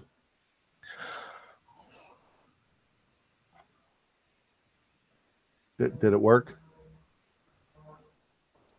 I haven't No, seen do you it have work do you have the pointer counter? Oh, maybe I need to do that. Okay. Yeah, the top there you go. That worked. Gibbs casting lightning bolt on that one. Got it? Yes. That's Horus to the left. This is Finn, right? Where's Gib? Where's my character? Oh, I haven't got him out yet. I'll do it right now. What was this big blob? Who did that? That's the choking cloud. Nice. So don't go there.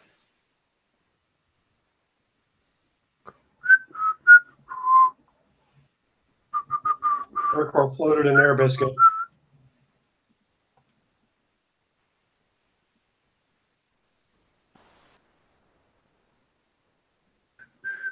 Hammy and Gerda are taking up the left flank, and Hammy's taking a shot as he moves forward.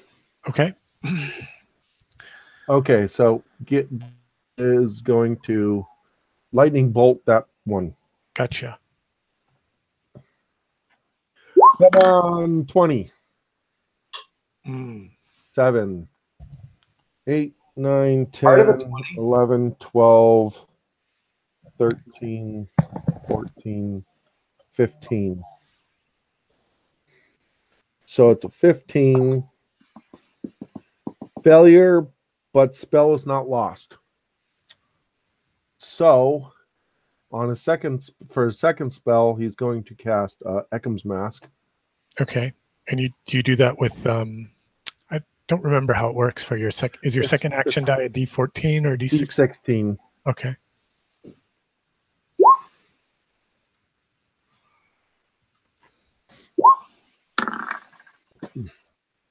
Oh, who's big here? I think it's Gib and Horus.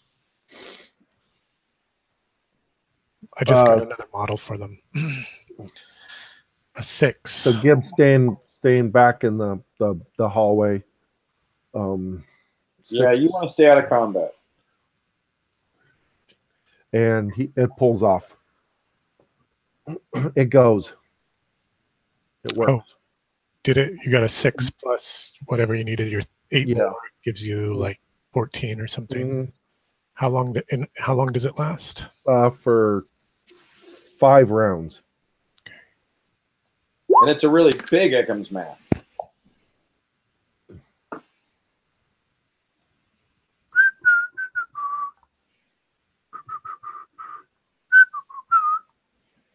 Let me know when you're ready for me to do a roll.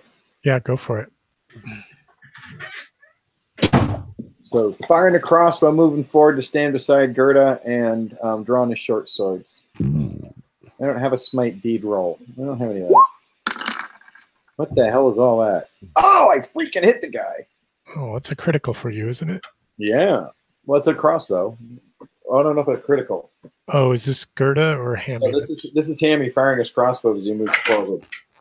Gerda cast her spell. Oh, it's the D16 that you crit on the 16. Correct.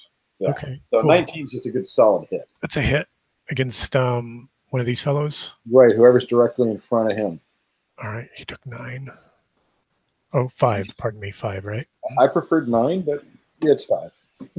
Figure out what these guys' armor class is. You're doing well though, so that's good. I'd say if 19 doesn't hit, we're shit. So he's got 2 short swords drawn, ready to. So that's he and Gerda there on the left flank next to Horus, right? Yeah. Mm-hmm. Yeah, I don't want anybody sneaking past us and getting hit. Okay, and then let's see. That one guy's dead. Have we got all the characters on the table? Oh, Slanagosh. We're missing her. And she's back there with Gib. Is that right? Yeah, she's got a stick basically. Okay. Okay. Hang on a second. Let me get a really nice non-ferrous weapon for her. Let me quickly make a calculation.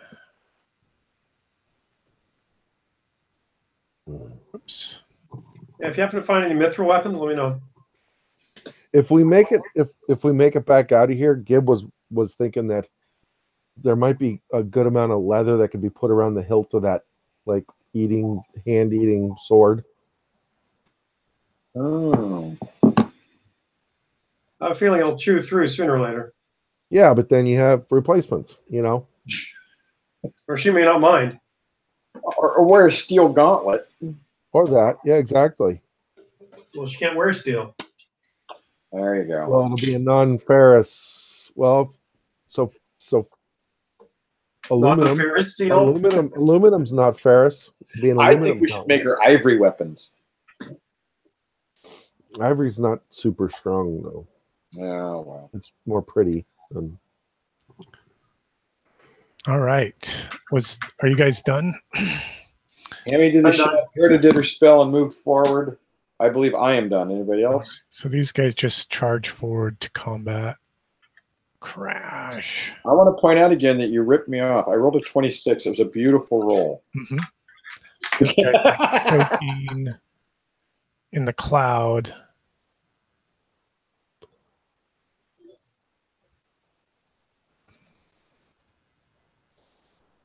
He sort of like backs off.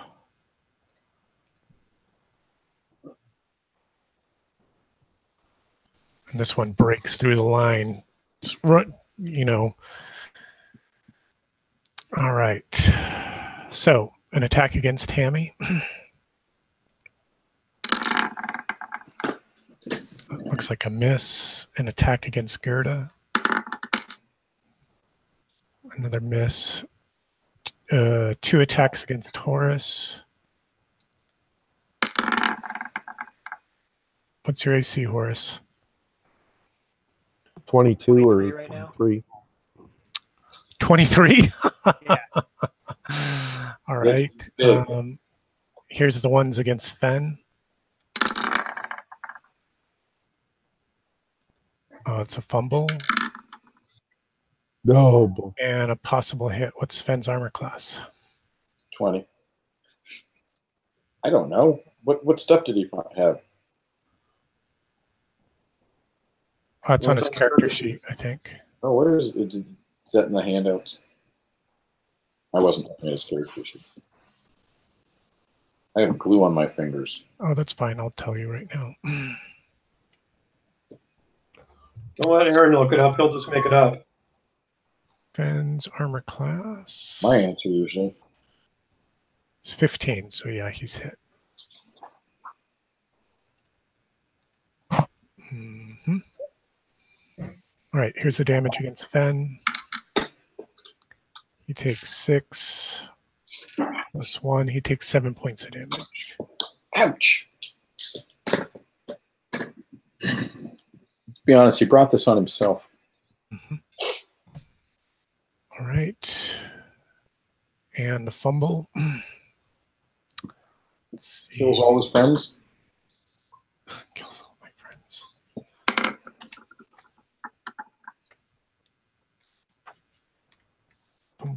Fumble. 4. Screen to demoralize. Yeah, his weapon is broken. His weapon breaks, Nice.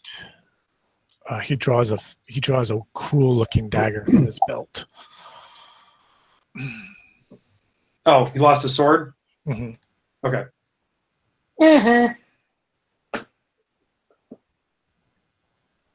Ooh, it's us again. There's no way I could roll initiative, don't we?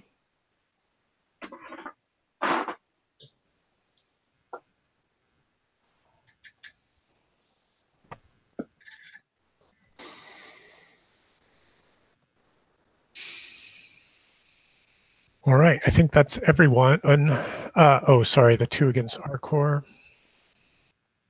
Damn it.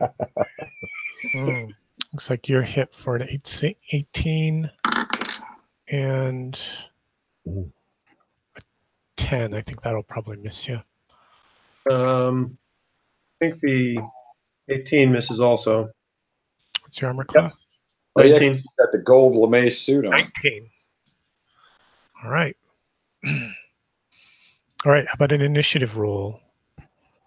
I believe in you, Horace. I believe you can do this. Power of Horus. I bet you can beat a 9. Yep. Beat a.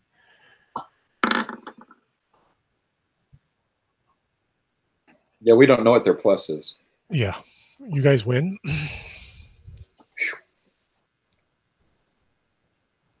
Let's All see. right. Will, reflex, fortitude. How badly outnumbered are we right now? More than 2 to 1, or is it? It's about 2 to. It's about 2 to 1. There are 12 of them. I think there are about 6 of you. 2, 4. Taking a couple 6, of them down. 7. There's Slanagash. You guys won the initiative. It's your actions.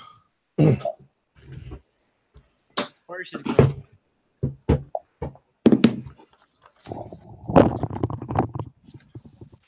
So glad we didn't fight the bears.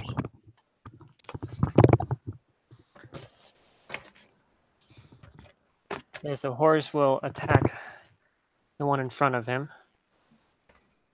Too bad the bears didn't come down here and attack these guys. That would have been funny. That would have been hilarious.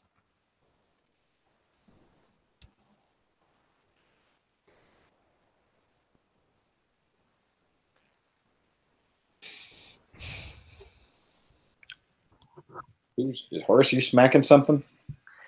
Sure. Yeah, I think we were waiting on. Oh, okay. On your attack. It's you guys' initiative, so you can all just tell me what you're doing and roll your dice. Horse's first attack is against the guy in front of him and to the right, and it's basically he's going to try and impale this guy with his flaming sword again. Mm-hmm. There it comes. Total of 17. And he got a 7 on his deed. That hits. Okay. So that guy's on fire. And it does... I think it's only on the 19s and 20s that they catch fire, right? No, you just said it. You just told me that it ignites them on a hit. Oh, it should be on a hit of a 19 or a 20. So on a critical? Yeah, in your crit range, and somebody else's wouldn't be the crit, right? Okay, you're right. Which my crit range is 18 to 20 right now. Oh, okay, cool. But regardless, he's not on fire, but he does take 16 points of damage. Oh, that's a killing blow. It really did go through the navel. All right. And his second attack is going to be to go up against, or to attempt the same maneuver on the guy in front of him. Mm-hmm. D14, same deed die.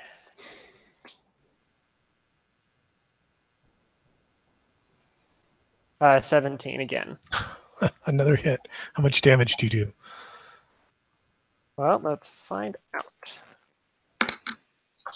11 points this time.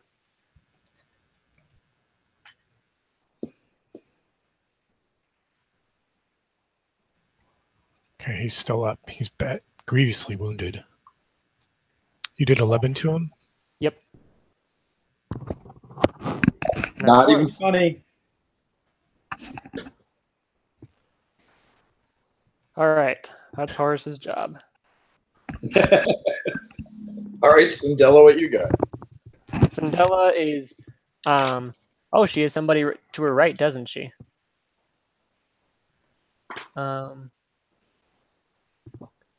Actually, there's someone making a break for our spellcasters, isn't there? Mm-hmm. Yep, there it goes. Cindella's gonna run over to him with both of her rapiers drawn. Where is Cindella in this mess? I don't think I see her on the table. Apparently, she's right. Hiding in the shadows. She's an assassin. Let me see. 2, 3, 4. Yeah, apparently she's right there. I don't see her. That's bizarre. Yeah, she's like to the right of Horace, apparently. No, that's Fen. Oh, she's right next to Fen. They're on top of each other almost. Are they? Oh no, that's a bad guy. That's just I don't see. I don't see. Yeah, Cindella. Cindella on the table yet. Let me bring her out. Okay. She's sneaky that way. Yeah, Cindella spent the last turn hiding in shadows. Yeah. Mm. Here she is. Yeah, there she is. So yeah, she's gonna come up on this guy, and basically she's got her rapiers drawn. This is the first time she's actually. She surprises him, eh? Yep. This is the first time she's used her rapiers.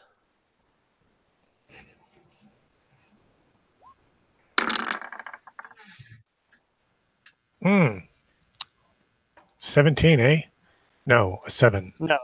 So it's a 22 on her first attack, which does 8 points of damage. And her second attack, she rolled a 16, and if that hits, that does 7 points of damage. Oh, I see the 2. I see. Yeah. Sorry, you have 2 action dice. Is that right? Oh no, you're doing the dual wielding, and what does that do? It shifts you down a die type or something. So her main attack is standard because she has an agility of 18, and her second attack is shifted down 1. Oh, I see, and that's why you're D16 there.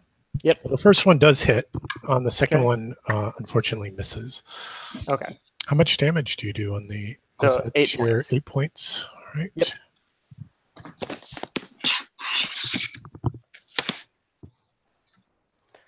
She strikes and fades back into nothingness.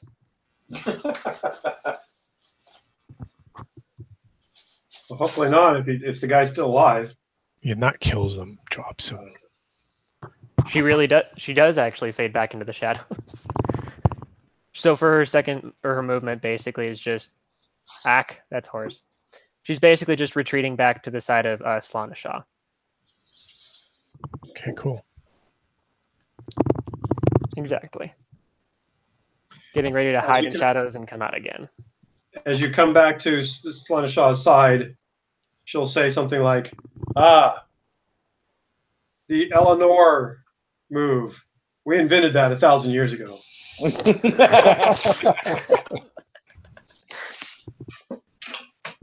it's got a long tradition. Yep. Sindela gives her a wink. Are you casting again, Gib? I'm going to wait for the others to go. I'm just looking at stuff. Okay. Okay. Ericor, because he's in the middle of combat, will combat, which means he's not able to control the cloud, which will stay where it is. Okay. That causes damage, doesn't it? It causes 1 point of damage, but I thought you said somebody moved out of it. No, he just moved back. Didn't it stay with him, or? Actually, let me look. It says. I just assumed that it stayed with him, so we'll say that it does, and it like that answer.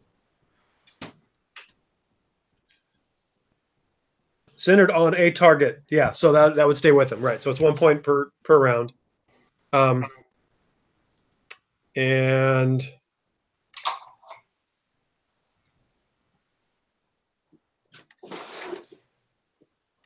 is this guy burning?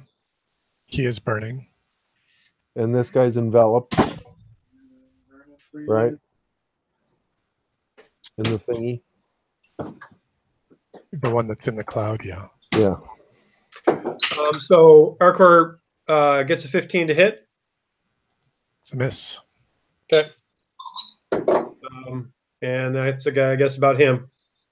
What about Slaanesha? She's Is she out of guarding combat? her rear. Oh, gotcha. I thought somebody had broken through. Sindela took care of that problem. Nice. All right, that leaves Hammy and Gerda. Hamma and Gerda. Let's do Hammy first, because of Gerda, I have an idea. Okay.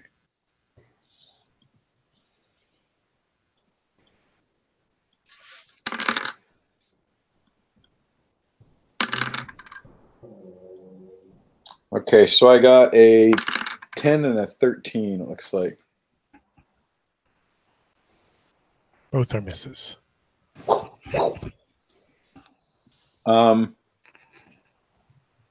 So do these go? Do these things look like Cobra? You know, from G.I. Joe Cobra. Cobra Commander. Yeah, maybe a little bit. Their helmets are a little more cylindrical, you know, and they come to like sort of a cone at the top of the helmet. Oh, almost looking like what the hat that Hammy's wearing. Kind of, yeah, maybe reminiscent of that. Good point. Interesting. Well, I'm going to try and increase my attacks by summoning spiritual weapon. I'll call upon Holy Lady Fight beside me. So here we go. That's a level 3. I got a plus 50 because I want it. Mm-hmm. Actually, here is a +1 today. Ooh. Oh. That's disfavor. Yeah. First one I've gotten. Yeah, you've been doing appointed quite well. approval and a 1d4 formate.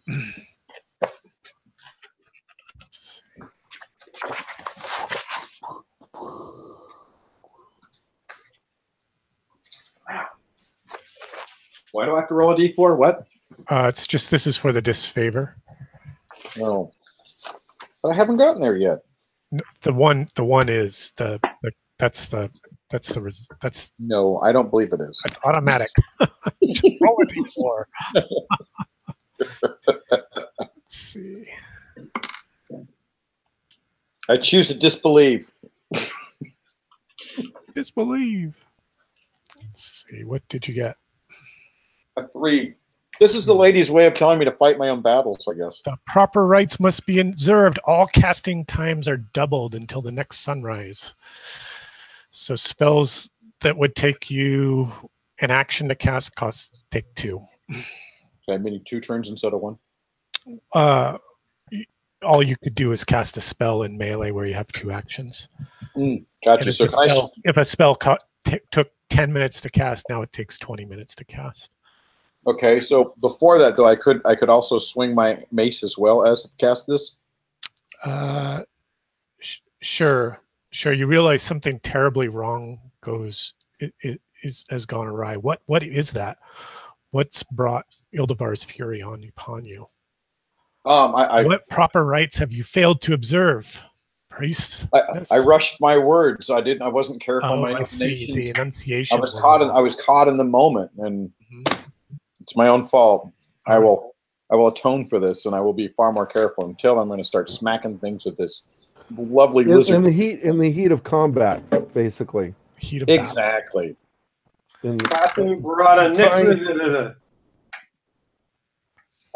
rolled a 12.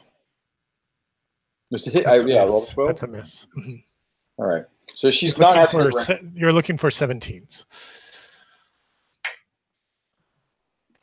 That's not easy. Well, Hammy's looking for 16s. Hammy's looking for 16s. He'll take them.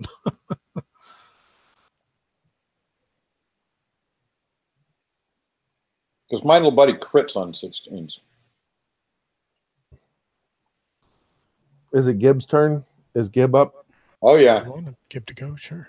Gib's gonna cast it on the lightning bolt on the one with the poison cloud or whatever it is. Okay. Yeah, I really missed Logan. Already? So that's a 17, 18, 19, 20. All right. What kind of result do you get? 20 is the caster releases a single lightning bolt aimed at one target to which he has line of sight. The bolt has a range of 50 feet, which he does. Point of origination, which can be anywhere from 50 feet of the caster. The lightning bolt does 4d6 damage. Okay, go ahead and roll your damage.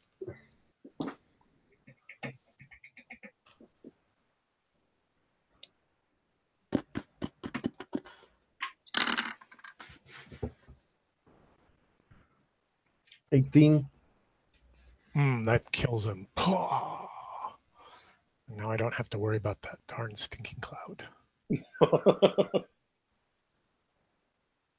Then he's going to cast lightning bolt on that one.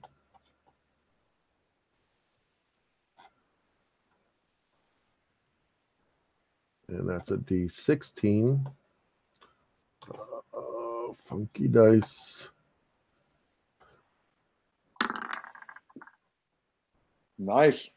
Was it a 17 or just on the screen? It's just on the screen. It's a 6. I like the 17 better.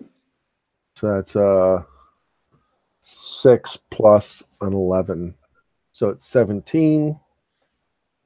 Caster releases a single bolt of lightning aimed at one target. Target must be within 100 feet, and it takes 3d6 damage. Okay. Wow. You went on a 6. Come on, big numbers. Pretty good. 13. He's charred badly. We prefer the term blackened. Somebody cooking? Something barbecuing? There's no pork. That will be the end of Gibbs' turn. All right. Who else? Yeah, I missed all my attacks, so I want to do them again. Okay. Let's see. Let's do the guy that's on fire. Let's see if the fire goes out. It does not. You can do a D3 burning damage against this guy, Ethan. Oh, Ethan is away. I'll do the D3 for him. A 3. Nice. We appreciate that roll, Aaron. All right.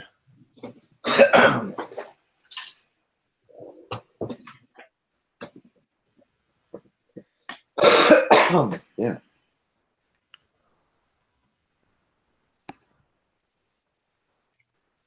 This guy is on fire. Who lit him on fire? Oh, Horus lit him on fire with his sword. He ran in here. I guess he's fighting. Ben.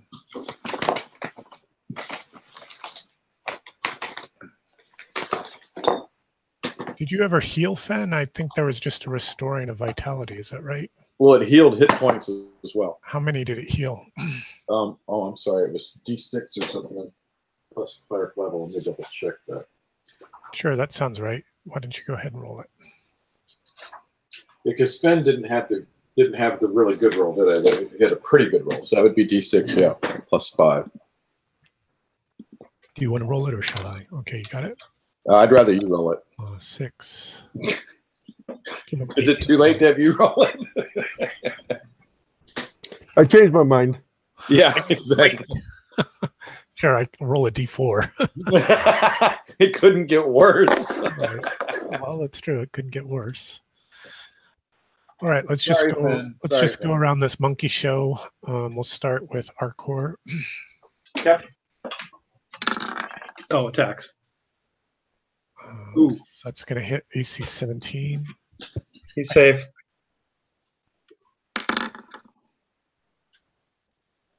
AC 16. Now on defend. Okay. Miss. Second attack against Fen. Miss. The dagger against Horus. Miss. The wounded warrior against Horus. His AC is like way up there, like 23, if I recall right, with the giantness, the bigness. Yes, he is 23 currently. The attack against Gerda. Close. I'm at 20. You're 20, eh? Yep. Hammy. He's a 15, if I recall correctly. Yep. Oh. Damn, he's been hit. For 5 points of damage. I don't appreciate that. And versus Slonagash. AC 14. How's she sitting over there, Nils? I thought she was in the back. Did somebody get through? Yeah. Okay, yeah, so she's hit.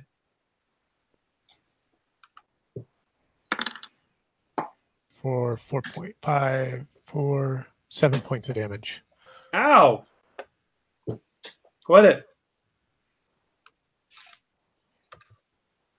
Okay. Also, this could be one way to solve the problem. The loyalty problem? What do you do if the problem like Slana Shaw?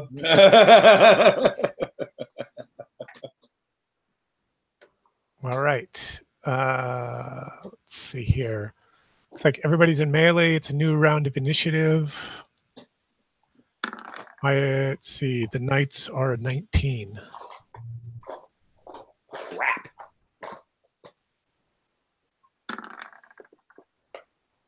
All right, the knights are up. Second.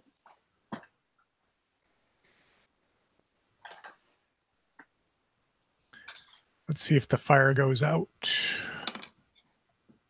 Does not. Takes another D3 of damage from the burning flames. Oh, another 3 points of damage. Down, down, down to a burning ring of fire.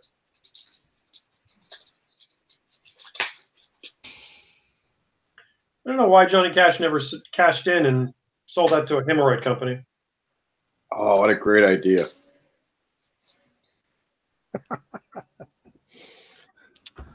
This one that's just wreathed in fire breaks the battle line.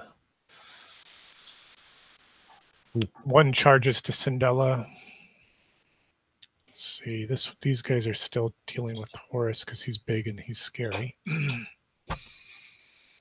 All right, here's the attacks. We'll just go around this monkey show starting with Arcor.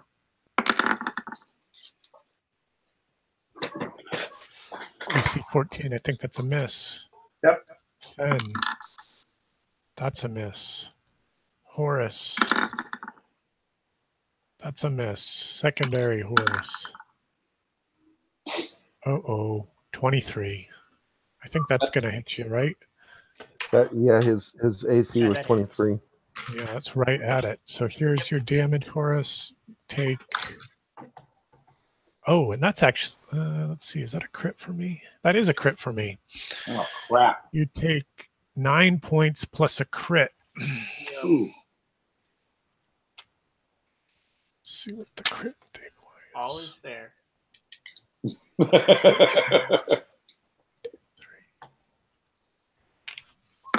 Very magnanimous of you.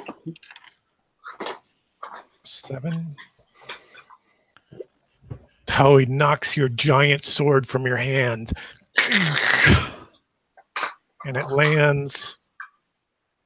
It's not so much that he knocks it from your hand, but it's this sweeping cut that he delivers up, and it just sort of kind of propels your hand away, and you sort of throw your sword a D20 5 feet away. Let's see, which way is it going to go?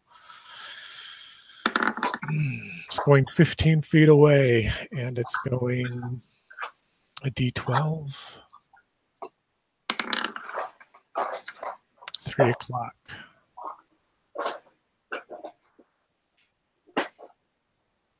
So I'd say it maybe hits right about here, Horus. Okay. Well, it's a good thing I have another long sword. Do you?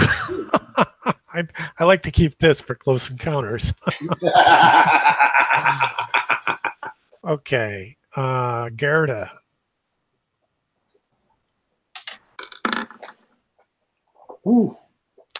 13. I think that's probably a miss. Hammy. Leave me alone. AC 15. But I have an AC 16 now. Do you? No, it's a 15. Oh, damn it. Hammy takes 5 points of damage. I prefer the one I see. Bastards. Solana, gosh. Amy is hurting. Looks like she's missed. Cindella.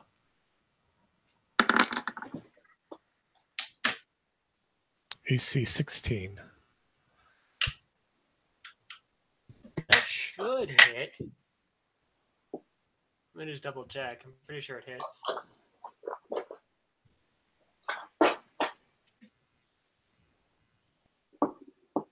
Yeah, that'll hit. Okay, take 10 points. Healing, please. And then there's the warrior that's on fire is just like striding in dispassionately through the battle line, making a beeline for Gib. Ooh. All right, you guys are up.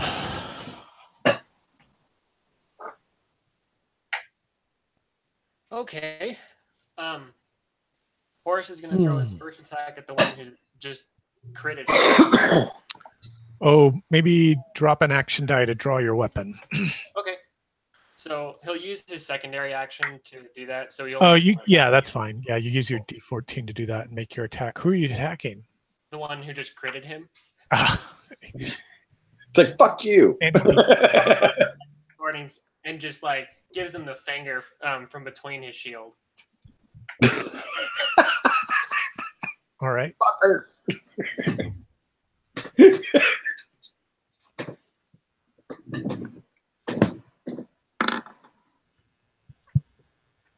I miss. Oh well. Okay.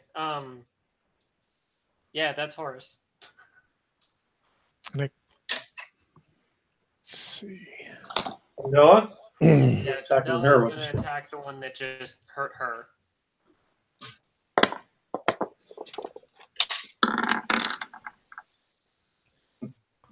Uh-oh. That's That like her doesn't... second attack hit. Oh, this is your macro with the whole shit ton of dice.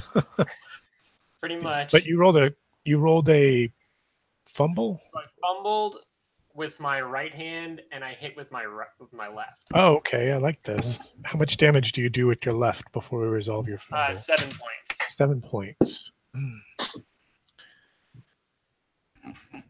That's wrong.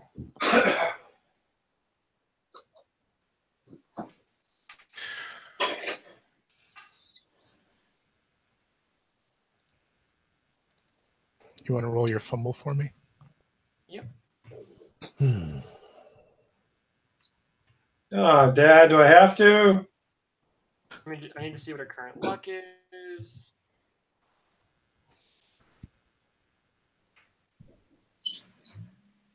Okay. Luck is 16. So, 1. A 1. Yep. I think you're a laughing stock. I think so too.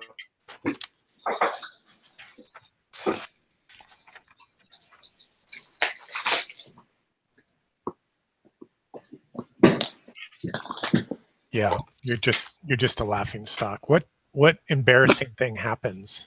So He shits himself. my right hand and I like tripped over my own foot as I was going for it. Okay. So my right hand spun out, and the guy who I was attacking was laughing so hard that he didn't see my left hand coming in, and that's why he got hit by it. Okay. Good. I love it. That'll stop him from laughing. All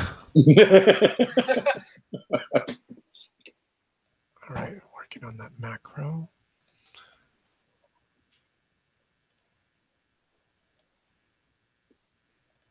Who's up? I'm gonna bash this guy with my basilisk warhammer. Okay.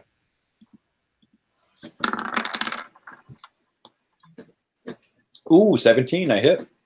That's how much damage? 6 points. 6 points. Okay. Okay. Hammy's getting pissed. The last hit. He's going to roll with the last hit and continue momentum and try and go under this guy and hit him in the ankles. Oh, he's going low. All right. It's kind of his strong suit. No, not with that one.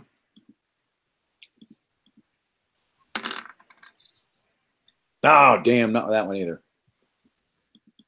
I can only hit on 16s, huh? Or you can burn luck. No, I didn't even roll close enough, but I'm thinking maybe I need to go to parrying instead of attacking. Oh, defending yourself, trying to defend yourself, or maybe breaking off the fight, or... Yeah, I can't really get in a backstab. They know I'm here. Well, I've already done them. Gerda at least hit, thank goodness. She needed to do something there. She did 6, right? Mm-hmm.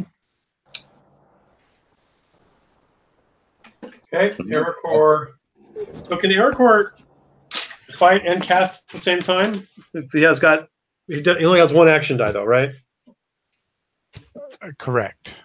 Okay, so he can. You could choose to cast while you're in melee if you like. We forgot to do the declaring casting at melee, so not this round. But right, but he would only be able to fight or attack. Correct. Right. Okay. You would only be able to cast or attack. I'm sorry. That's what I meant. Mm-hmm. So if the cloud is still around, this is the last round of the cloud. It sort of disappears with the dead guy. Right. Okay, that's fine. And so I'm sorry, are you saying that he could not cast, or that he can because we didn't call for he may casting? Cast or fight this round, but okay. Next turn we're back to the standard principle. Got it. He will cast another new spell. Oh, okay. Try everything. He is casting animal summoning. Animal summoning? Oh my god. Whoa! He critted it. He critted on his first animal summoning. He's summoning a T-Rex. Well, before you do that, let's do the Mercurial. Right. And tell me how it manifests itself and all that good Come stuff. on, giant numbers for the Mercurial. Giant numbers. So first of all, his manifestation is, just like the geysers, animal erupts from the ground fully formed. All right. I'm going to make a notes. And then my Mercurial, plus 10. Oh, that's not good. 24. Ooh. That's not so good. Prismatic distortion. Nearby light is distorted. Roll a d6.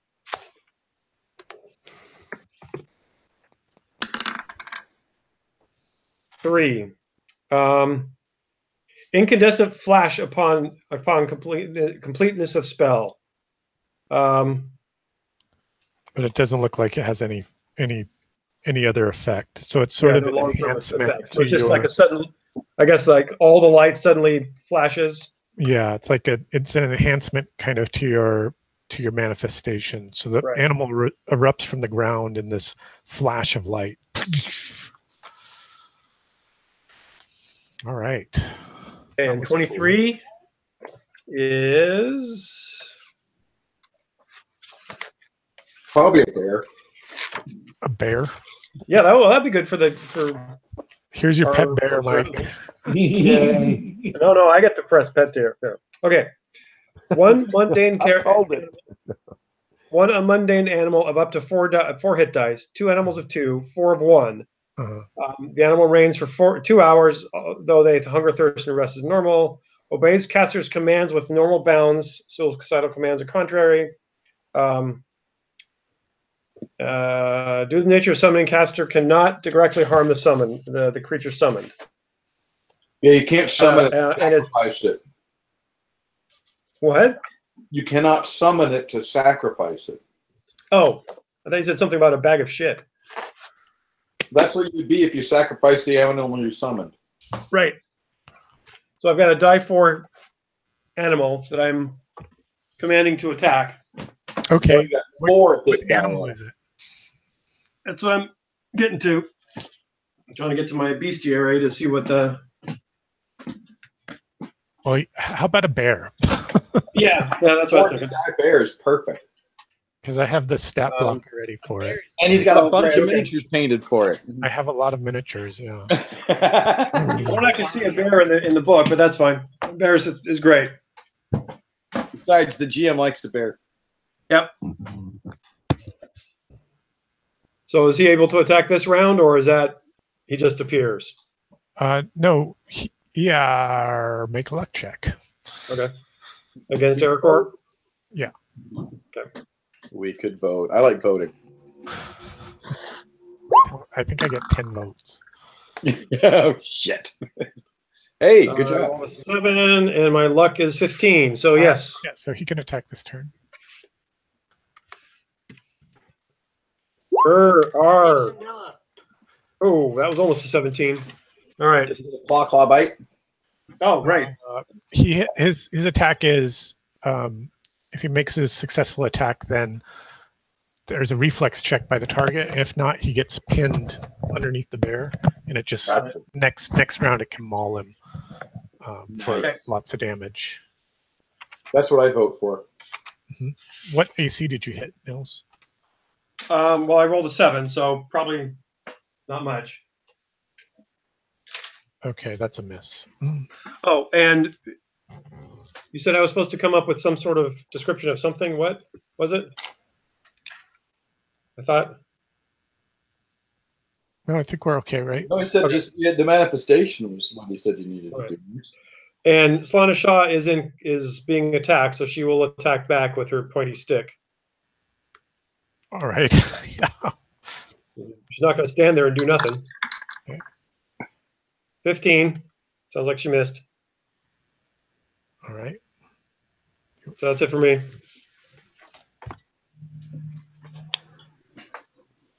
Is that it for the party? I think we're on to. No, I haven't gone No yet. gift gets to waste the guy who's charging in on him. All right.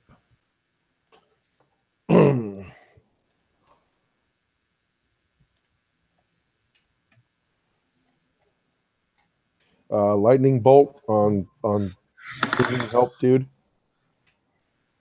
Yes. Oh yeah. All right.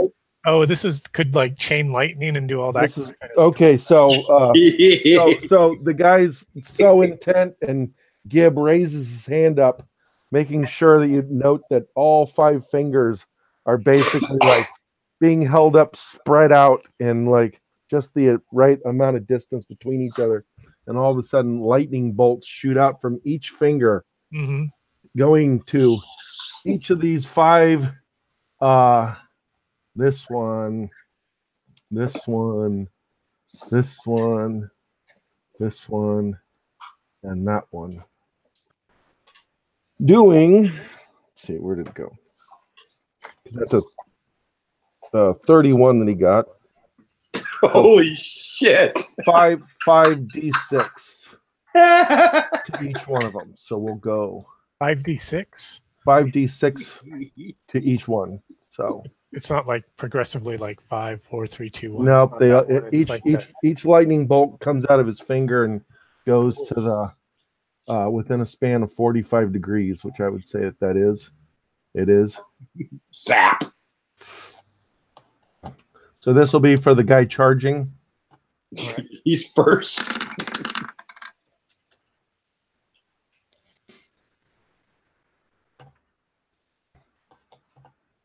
Then to the guy right to the left of him. Oh, how much was that? 15. Okay. 22 to the guy left of him. Okay. That's going to drop both of them. Then to the left of that guy. God, did we need this? Another 22. We'll drop him.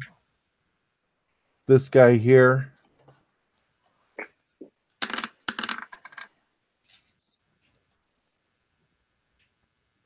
And then this guy there.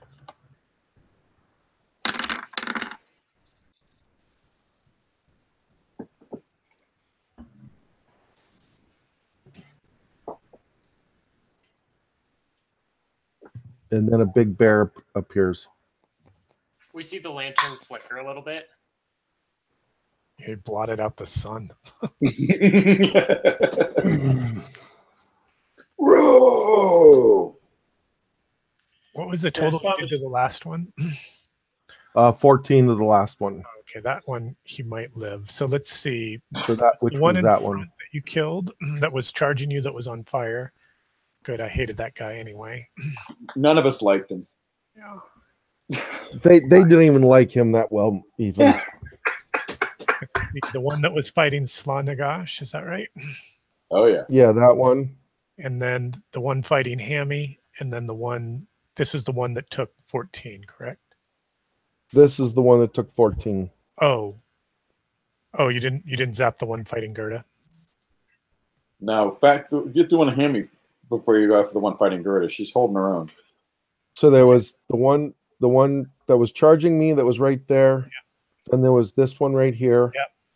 Then there was this one that you just took away. And then this one took 14. Then that one. Then this one took 14. The rest of them. Then you've got one more, right? Because you did 5 or 4. One. So one here, one there, one there. So that's 3. Then this will be 4. and then 5.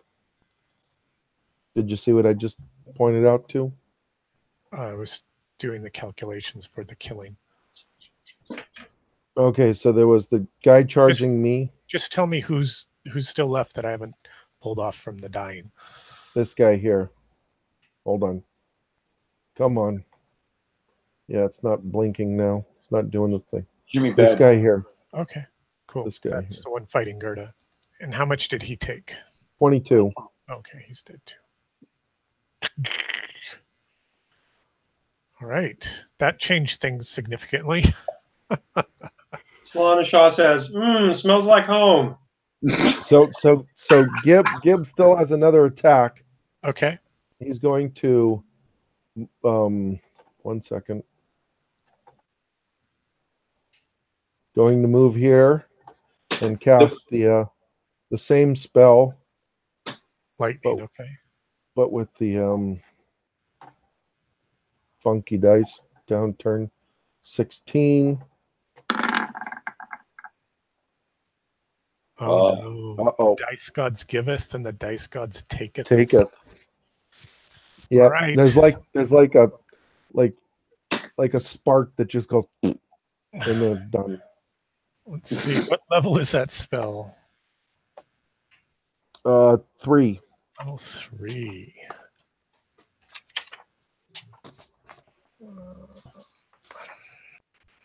Yeah, that was funny. A 20 and then a 1. It's just about as average as you can get then, huh? Exactly. Luckily, it wasn't the other way around. Yeah, no kidding. Prefer you get that 20 first. Lightning bolt. All right. Let's see. Lost, failure, or worse. Roll a d6, mod by luck.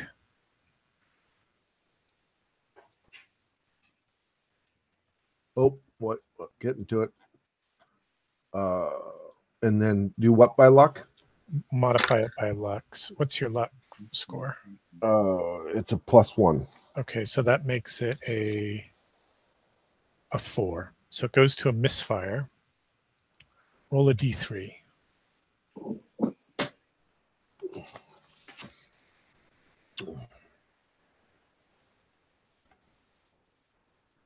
Got to go to funky dice for that.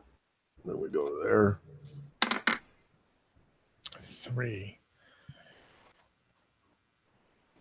Caster charges the point where he stands with electrical energy such that any creature within 10 feet of that point on the following round who wears metal armor or carries metal weapons will take 2d6 with the electrical charge as the electrical charge is released. The charge does not dissipate until released. Okay. Nicely done. Charge the point where you stand. And I guess you can release it at a certain point. So like you go to cast the spell, but all the energy like sucks into you and like just surrounds you with this crackling electrification. And you can blast it out of you at a time of your choosing. Mm-hmm. In the next, let's see how many rounds. Within the next 2 rounds, and anybody that's wearing metal that's within 10 feet of you would then take 2d6 points of damage. So explain it to me again. So there's things around me. So there's this crackling shield of lightning energy all around you, Mm-hmm. and you can release it, but it just like goes off like a bomb, and it goes out 10 feet from you. And anybody that's wearing metal will take 2d6 points of damage. You won't, but anybody around you will. Does that including your friends. Yeah. Yeah. Okay. Fire in the hole. Yeah, exactly. Gibble. The wizard's prime himself. All right. Was that the round? Go hug the last guy that's not dead. Well, Hammy whoops it up as the guy in front of him blows up. No, I think you still guys got 3 guys left, but it is the beginning of a new round. Yeah, there are 3 guys left, but none of them are fighting Hammy. Yeah, because you specifically targeted that one, so I'm happy about that. I'm a 9. Sorry, the Knights are a 9. The Warriors are a 9. Horace? Working on it. Working on it. All right, a 15. Yeah, you guys are up. Well, Horace is going to turn and deal with the one fighting Sindela. He has one on his back with the dagger. You're just going to ignore him? Oh, he's one on his back? Okay, then he'll go after that one. All right. I'm going to attempt to impale him.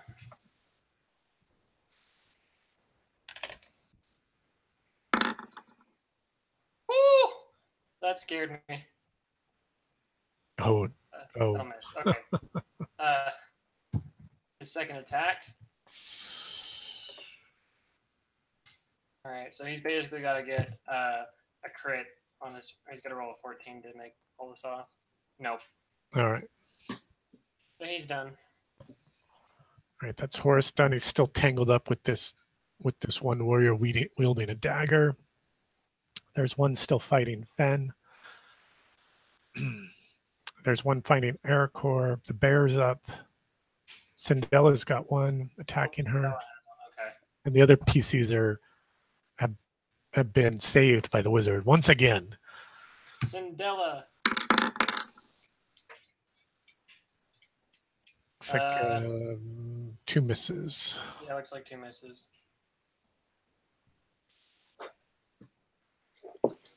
So you threw an 8 was my first. 8 was my right hand. 14. Oh, I see how it's working. Yeah. I think in your macro you can do /EM to emote, and it'll do something that looks like this,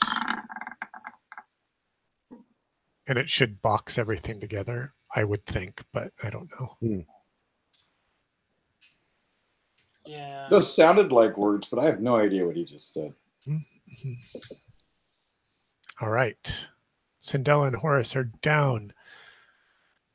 Arcor, Slanagosh, Gerda, Hammy, the bear. And the bear. The bears. And Gib, but he's got to take care of his... Yeah. You've got this lightning problem. And you're using all of your will to kind of contain it as it like crackles around you. I suggest moving back up the tunnel. Yeah, well, that's a really good idea. Yeah, that'll booby trap it. Guys, I'll be right back. Well, let's just go off. It'll go boom, right? And then you're dissipated. It's like you've been walking around on a shag carpet in your stocking feet. Mm-hmm. So really what is his entire turn to do that, to release it? Yeah, start a setback from the party and release the blast. So he's going to go. Then, yeah, about there. Let me get my measuring stick out. 1 second. I think that's 10 feet for sure. Yeah, it's 20 feet. And then he'll release it there, right? That little, yep, right here. Okay, cool. And then make his way back. All right. To the party and be done. For some reason, everything's turned off on my screen now. I can't see anything. Oh, probably because I moved Hammy, which was your light source, and you were in the tunnel. Oh, there it goes. It's dark. And then he'll move. So yeah, Gib will move back to here. Okay. And that will be his. The gods giveth, and then they taketh. That's for sure. But now beware. Still, that 20 was worth it. Yes. All right. Is there no one directly attacking Hammy and Gerda right now? Yes. No one is attacking Gerda or Hammy. Okay. Well, Hammy needs healing. Does anyone else bad right now? Sindela 8 hit points. I'm sorry, Cindella's down by what? Cindella is down to 8. Cinderella's in combat. Okay. I'm gonna have to Shot is at 8, but she's going to be, well, she's adjacent alignment. Ericor, well, he's still in combat, so he can't do a lot right now, but he does have he can lay on hands, and so his lay on a hand might be sufficient to heal Slana Shah once he gets out of combat, if you want to focus on somebody else. Well, okay, I'll hit Hammy this turn since we're both out of combat then. Yeah, and remember it takes you 2 actions to do the healing because the proper rites must be observed. So that seems to fit with the narrative. Exactly. I have to take my time and do this carefully. Exactly. All right, let's see your spell check. Yeah, I'm looking for this spell and I realized, oh no, it's just a lay hand thing. And I should write it up and put it in the spell book, shouldn't I? Oh, you could do that, yeah.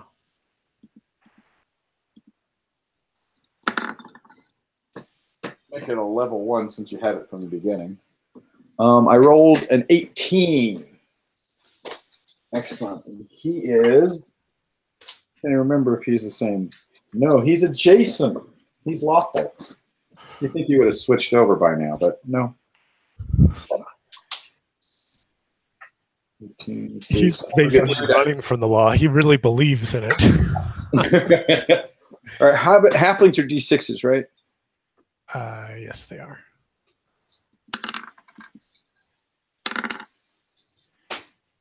2, 7, 11. All right, he's back to full.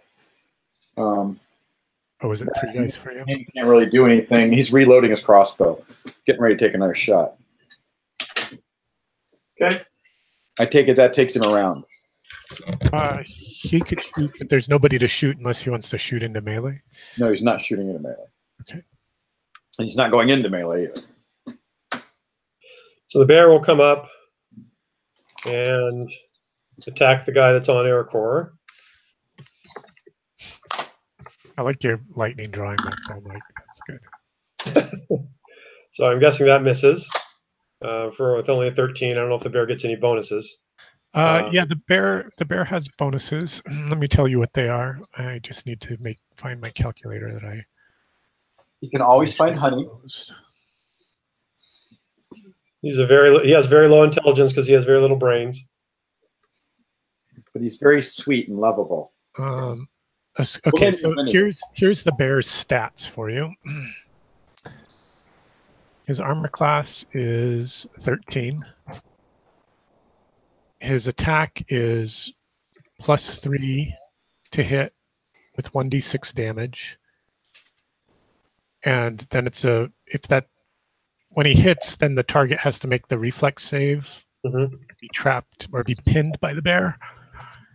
In which case his attack then goes to +6, 2d6. And he bites their faces off. And then the target can continue to make the reflex save to try to get away from the bear. And his hit points are. It's 4 dice, so this bear is different. This bear is 3 hit dice. Okay, that's fine. And what is a monster's hit dice in this? Monster hit dice are D8. So you have 22 hit points for that bear.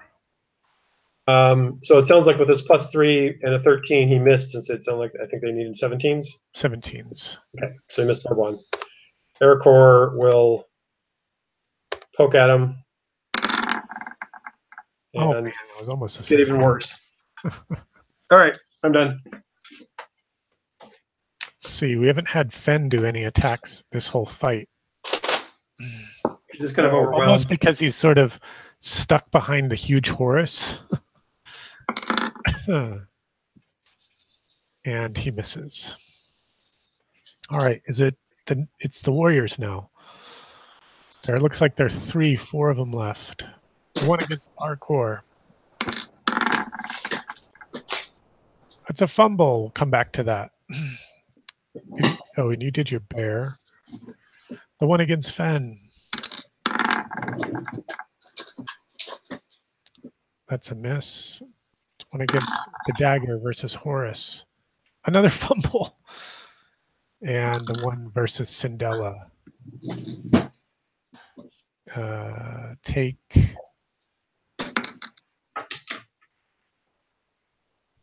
7 points of damage. I think you have 1 hit point left, Cinderella. I have 1 hit point left. Oh my gosh. Yeah, we got to get in there and heal you. All right, the bear is over here. Okay, let's see. There are 2 fumbles. And I'm just going to roll a d12.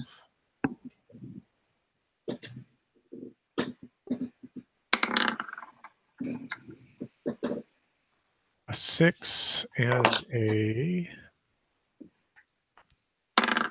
1 versus Aircore. 2 6s, and then the 1 versus Horus, I believe.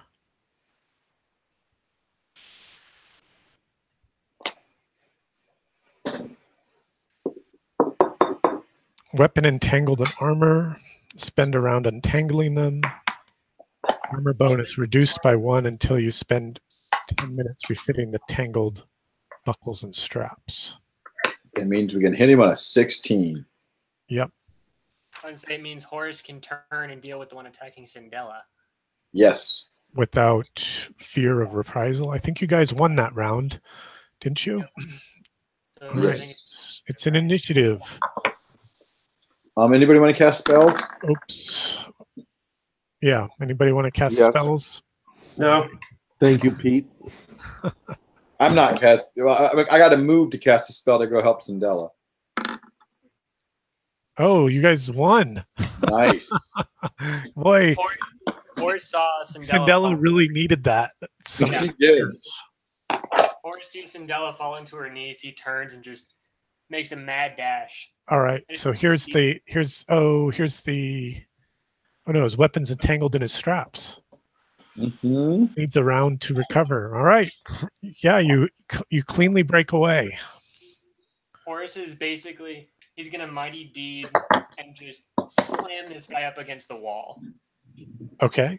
And basically, he's got his shield first with his sword coming just the point underneath it, and he's just gonna barrel him straight against the wall with the sword point going through him. Okay. Make your attack roll. Rolls.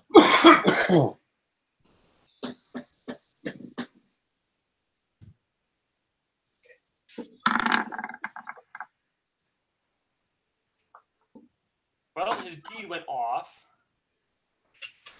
So I'd give you extra damage on that. Looks like you threw an 18 on the first and a 7 on the second. Is that right? Oh no, you rolled a 20. No, you rolled a 7. So I missed I missed my first attack. But my You deed did miss your second, but your deed did go off, so you'll do a little extra damage if you. And I crit on my second attack.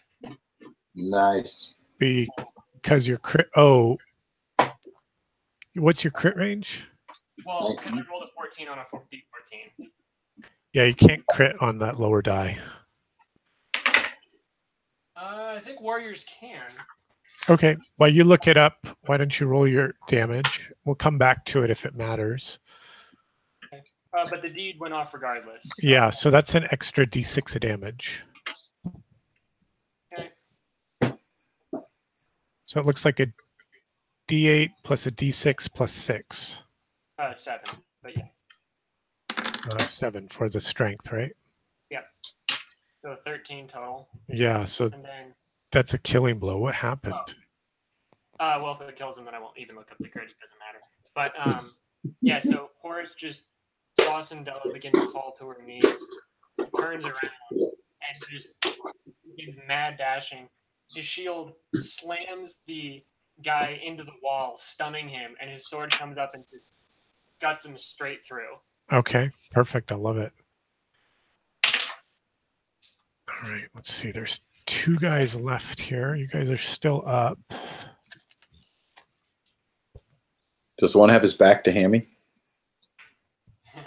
Hammy, yeah, they're involved in other melees. You could try to set yourself up for backstab next round. I would like to do that. Okay, make a luck I'd like check to help. if they spy you as you kind of creep around towards them.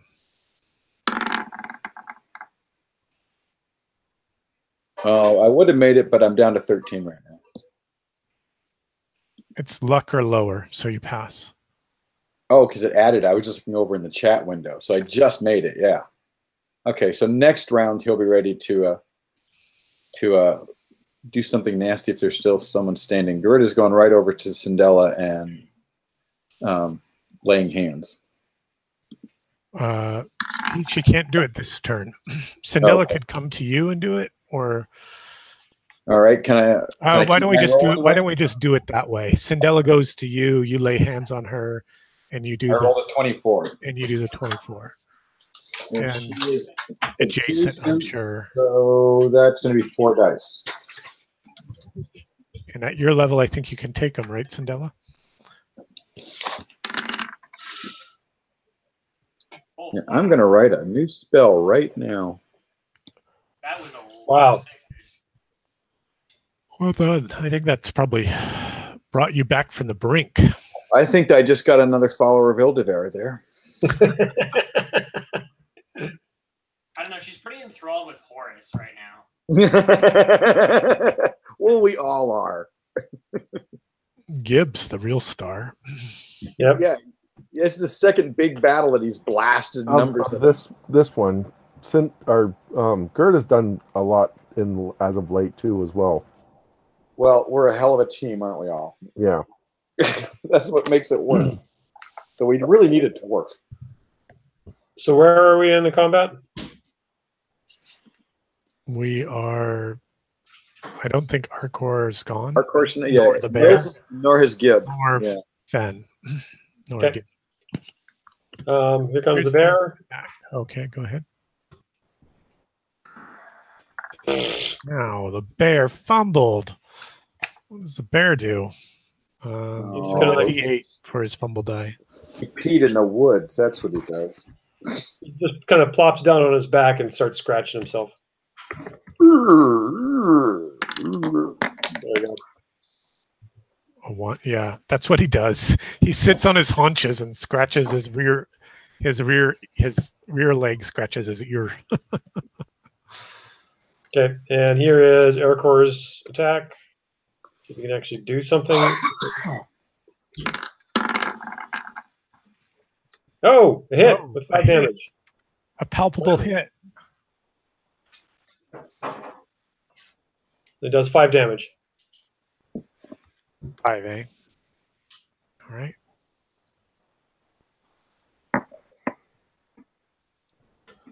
Let's see. Is this a guy here too? Oh, wrong one.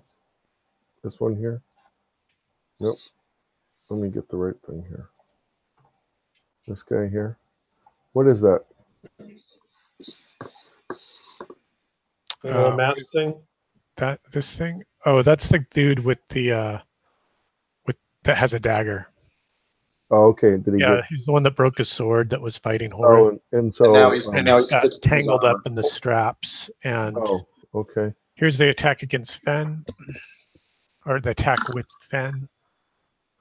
Oh, but I didn't go yet. That Fen's your buddy, so. Oh, right. I thought you said it's still us. Yeah. Nice lightning, Gibbs. Seriously, I'd love that visual.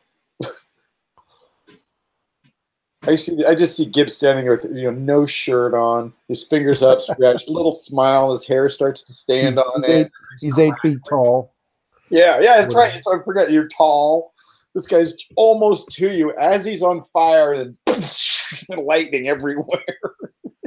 And afterwards, he kind of looks like Doc Brown from Back to the Future. And goes, I'll be right back. And runs back down the tunnel and blows up and comes in.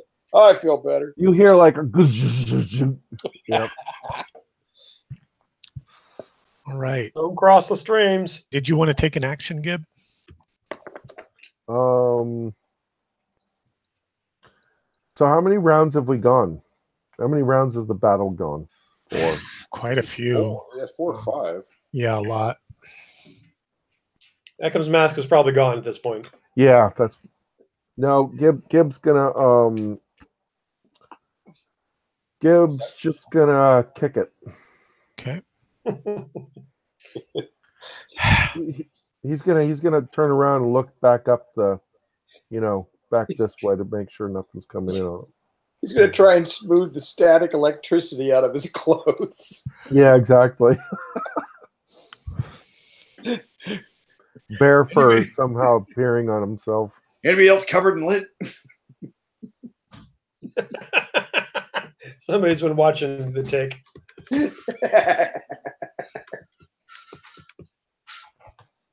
Anyone else? Are we done? I think we're done with that round.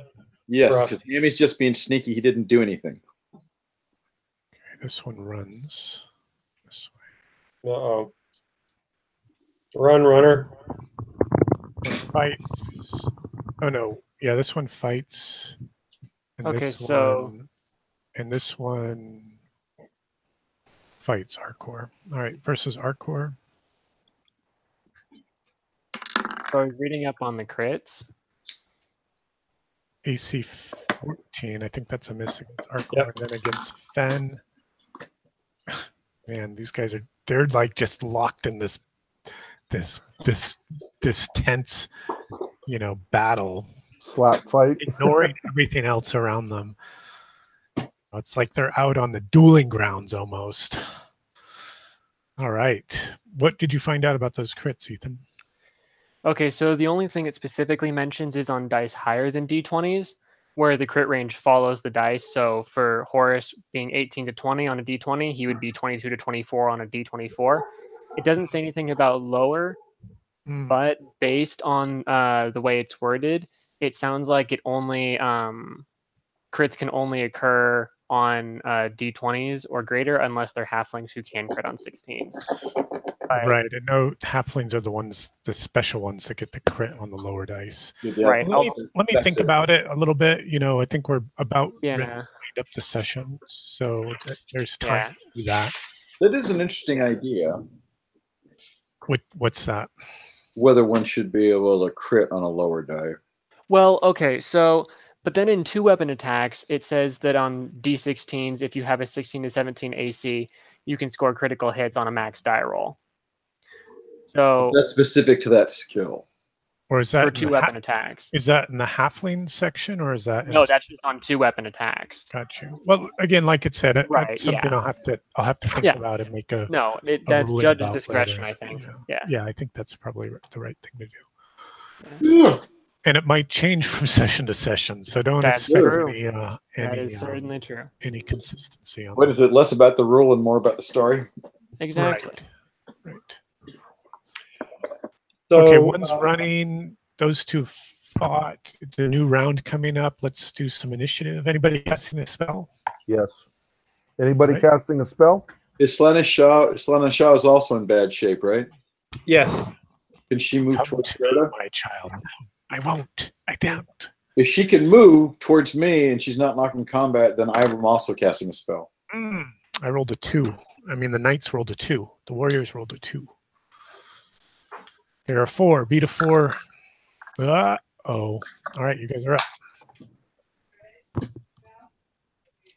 Okay. Don't let this guy to get away. Let's go pop his head. Yep. Oh, Horus will attack him. The light is fading away in this circle here. What's fading away? The light. I thought that might be happening. I forgot to do it at the beginning, actually. It should have. I figured it had something to do about their faith. It had to do with like their circle that they were communing about. So how many are left? 2? 2. Well, no, Okay. 2 are fighting, 1's running. Correct. Which one is the one with the dagger running? Is that what I'm seeing? Okay. That is a long distance. I can't catch up to that. Yeah, that's like 60, 65 feet, 70 feet that he's away. I could step. He's got 9 feet on you, basically. Oh shoot! I don't have a spell anymore, or I'd be able to cast it on him. Probably kill him, but I'd have to burn if we want to catch him. Syndella can do 40 feet per action, so she can run him down. Well, right, but he's 90 feet away, so you can get 10 feet, and then he's going to move again. Well, but he's moving slower than she is, basically, is my point. Yeah. But they'll run off into darkness pretty quickly. Yeah, he's gone. Let's not worry about it. Okay. So what makes you think that he can see in the dark? Well, regardless, he might I think be going he to knows warn where he's going. Yeah, I think he just knows where he's So going. nobody can run forward and try to shoot a ranged attack? Well, that's true. Syndella could run 40 feet and then shoot him. Yeah, do that. Okay. And then if she misses, Horus can do the same, but take a mighty deed to try and do a crippling blow, like through his leg. Okay. Let's see what you got. So Syndella will fire first. Let's see. You need to switch your weapon where you are and shoot. So, what do you got? Let's see. I think it's 80 feet. We'll call it medium. Yeah, range, it's 80 feet. Mods, so just a straight attack roll. Okay. Are you going to move forward? Or are you going to? I'm not. Well, I can't move because he has to switch his weapon. Right.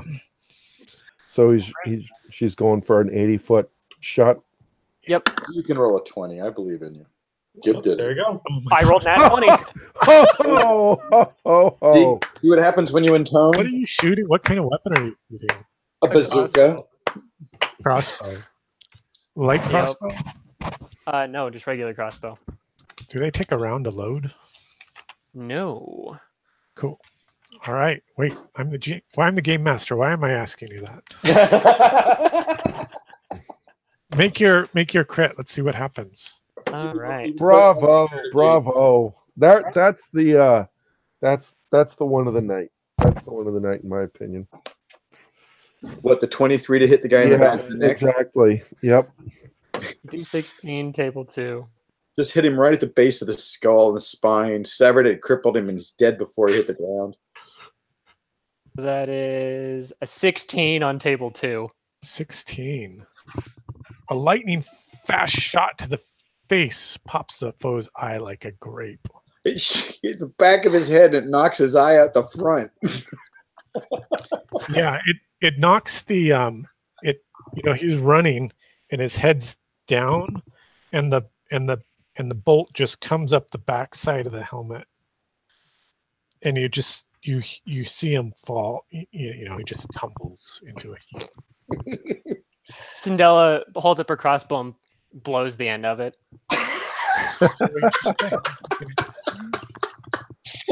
How much damage are you doing to him? Let's see. He hasn't taken any damage yet. That's a lot of damage. Just be, well, the crossbow only does a d6. Yeah, but he critted, so it's going to do extra damage.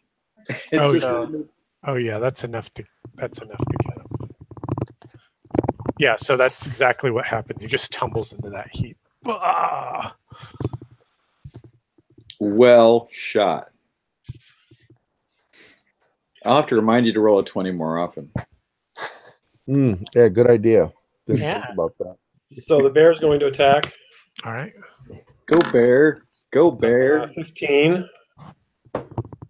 That's and then Aircore will try to do something. And no. He summoned a bear. Yeah. Who also has done nothing. Oh, he's looked adorable. Yes, there is that. Fumbles. Oh. What is fumble die? Who's fumbling? Fen. Oh, poor Fen. Horus will come over and give. He's been locked up a long time. Yeah.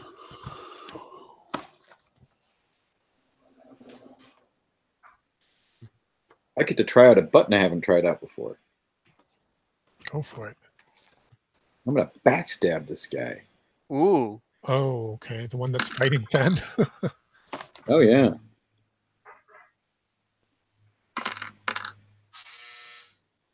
Now the second one is even worse. Both of them. That's interesting. Nice. Looks like 2 misses, unfortunately. Yeah, but I got to use the button. Did get yeah. Go ahead. Let's see. Fumble die. It was based on armor. And if Slana Shah comes over to me, I will heal her. She will walk over to wherever that is. Okay. Make your spell check. Well, I get to use a button that I just made. Now, I may not be smart enough to do macros, but I just wrote a new spell. That's cool. Let's see it. Lay hands. Proper rites must be Hey, look at that. observed. All right. So 22 should be 4 dice. Well, 2 for her, but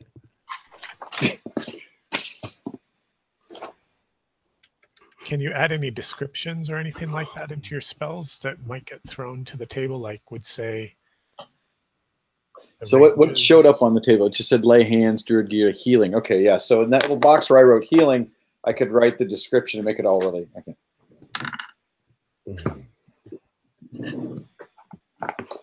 Cool, almost there. Hey, how did I just get kicked out of the game? Did you? yeah, he just I did. don't know. You did. I see that. Oh, there. Now he's back. Okay, because I have an idea. Horace will go over and finish off Fen. Or not Fen, the guy fighting. Horace is confused at the moment. I'm amazed that Finn actually survived so far. I Of know. course, that probably jinxed him. Oh, that's right. I forgot. Horace has been big, so I should have been adding things to his rolls. Oh, well. That's why your miniature is bigger. Yours and Yeah, that's what I just remembered. Okay, so Horace's first attack.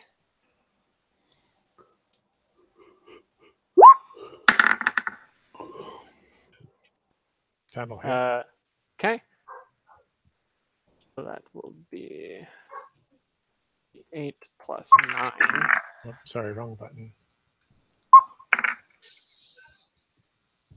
So 13 points of damage with his first attack.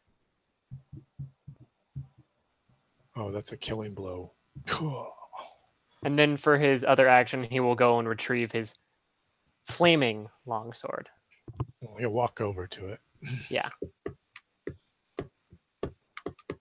Is there one guy left? Yep. Yep.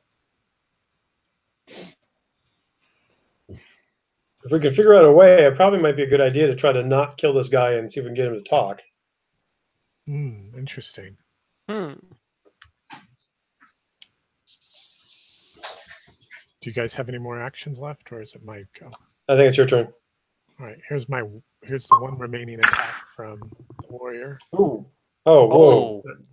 Oh, okay. Yeah. Oh. AC What did I miss? Ouch! Who got hit? Nobody, luckily. 5 points of damage to Aircore. I thought he said nobody. Wait. Well, no, it's the first one, not the second one. That's why. Oh, okay. Right. Okay. I see it. Thank you. Yep. Sorry, Nils. No worries. Yeah, I saw the dice land, and then I looked at the second one and was like, that doesn't look, and then I went, oh, because it's the first one. Oh. Did I? So do we want to try to subdue this guy? Sure, just tell me how you want to do that. Hit him on the back of the head with the pommel of my sword. Well, she can start. Next round, sure. Well, or we could start a new round and like Horace could go over there and just manhandle him. Okay. Yeah. Try to grapple him. Or you could have one of the assassin types who knows how to knock somebody out with a chokehold do it. Or that's a good idea. Who knows how much pressure to put that won't kill, it'll just knock out. Or we could give him a bear hug. 13. Okay. Come on, horse. Not today.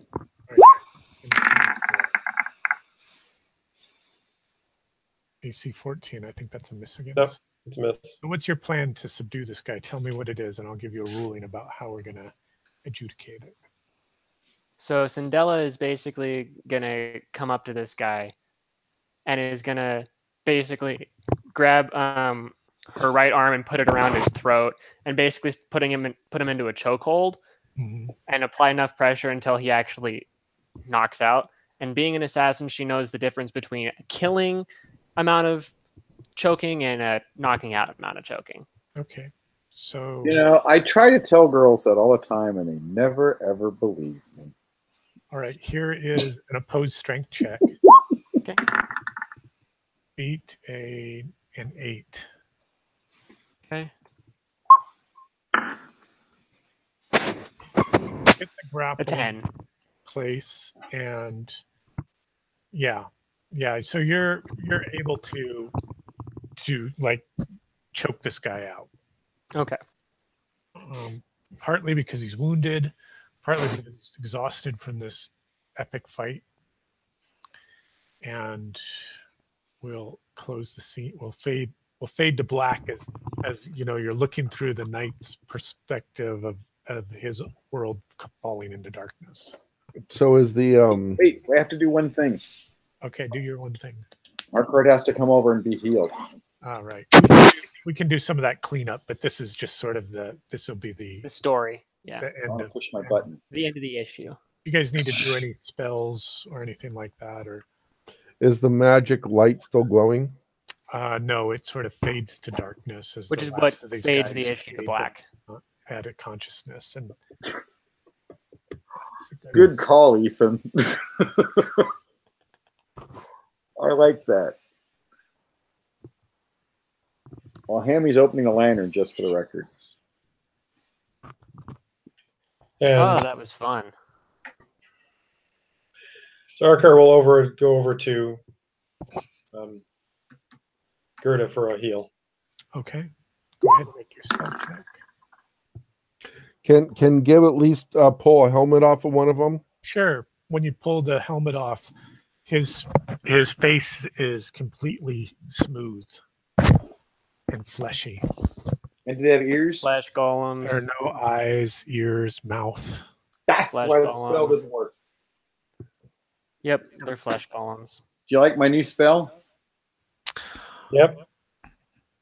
Oh is yeah, that I how love many- it. You get 4 dice back. Okay.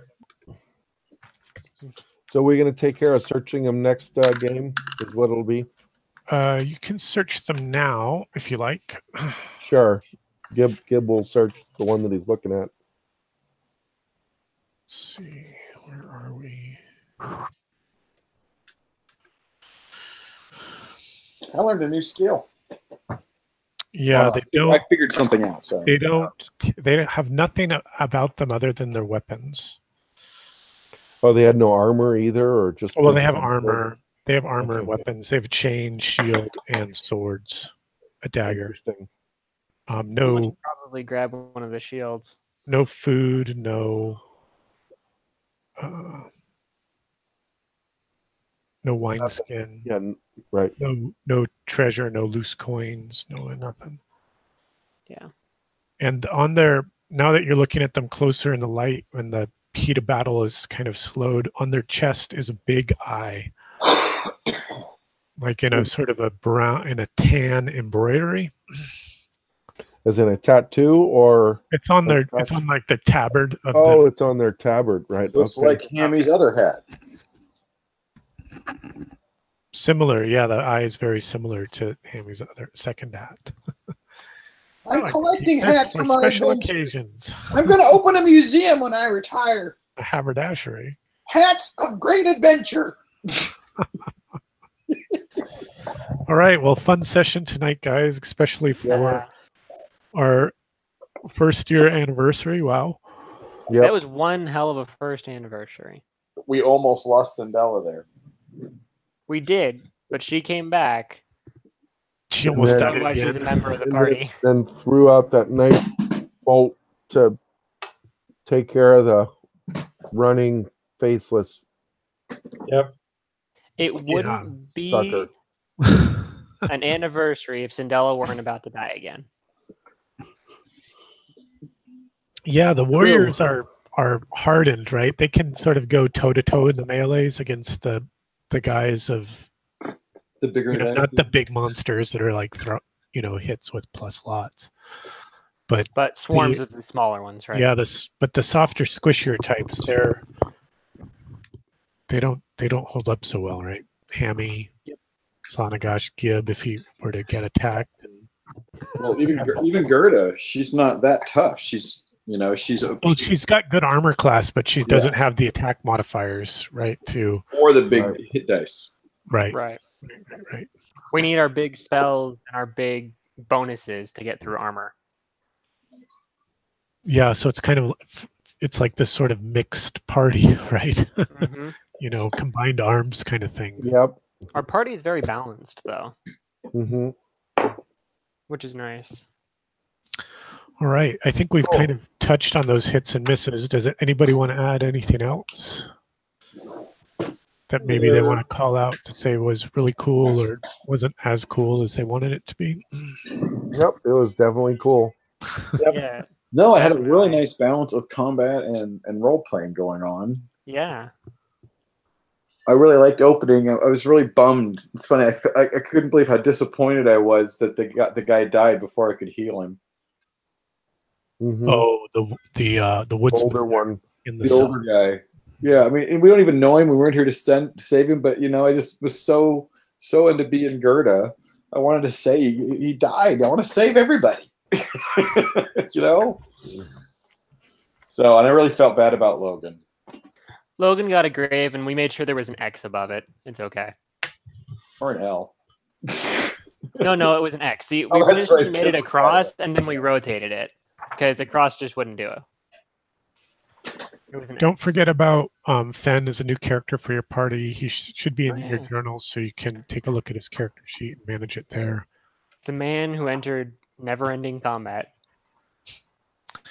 And I guess we'll pick it up next week, guys. Cool. Okay, guys. Thanks a bunch. Good night. Take it easy. Take it easy, guys. See you guys.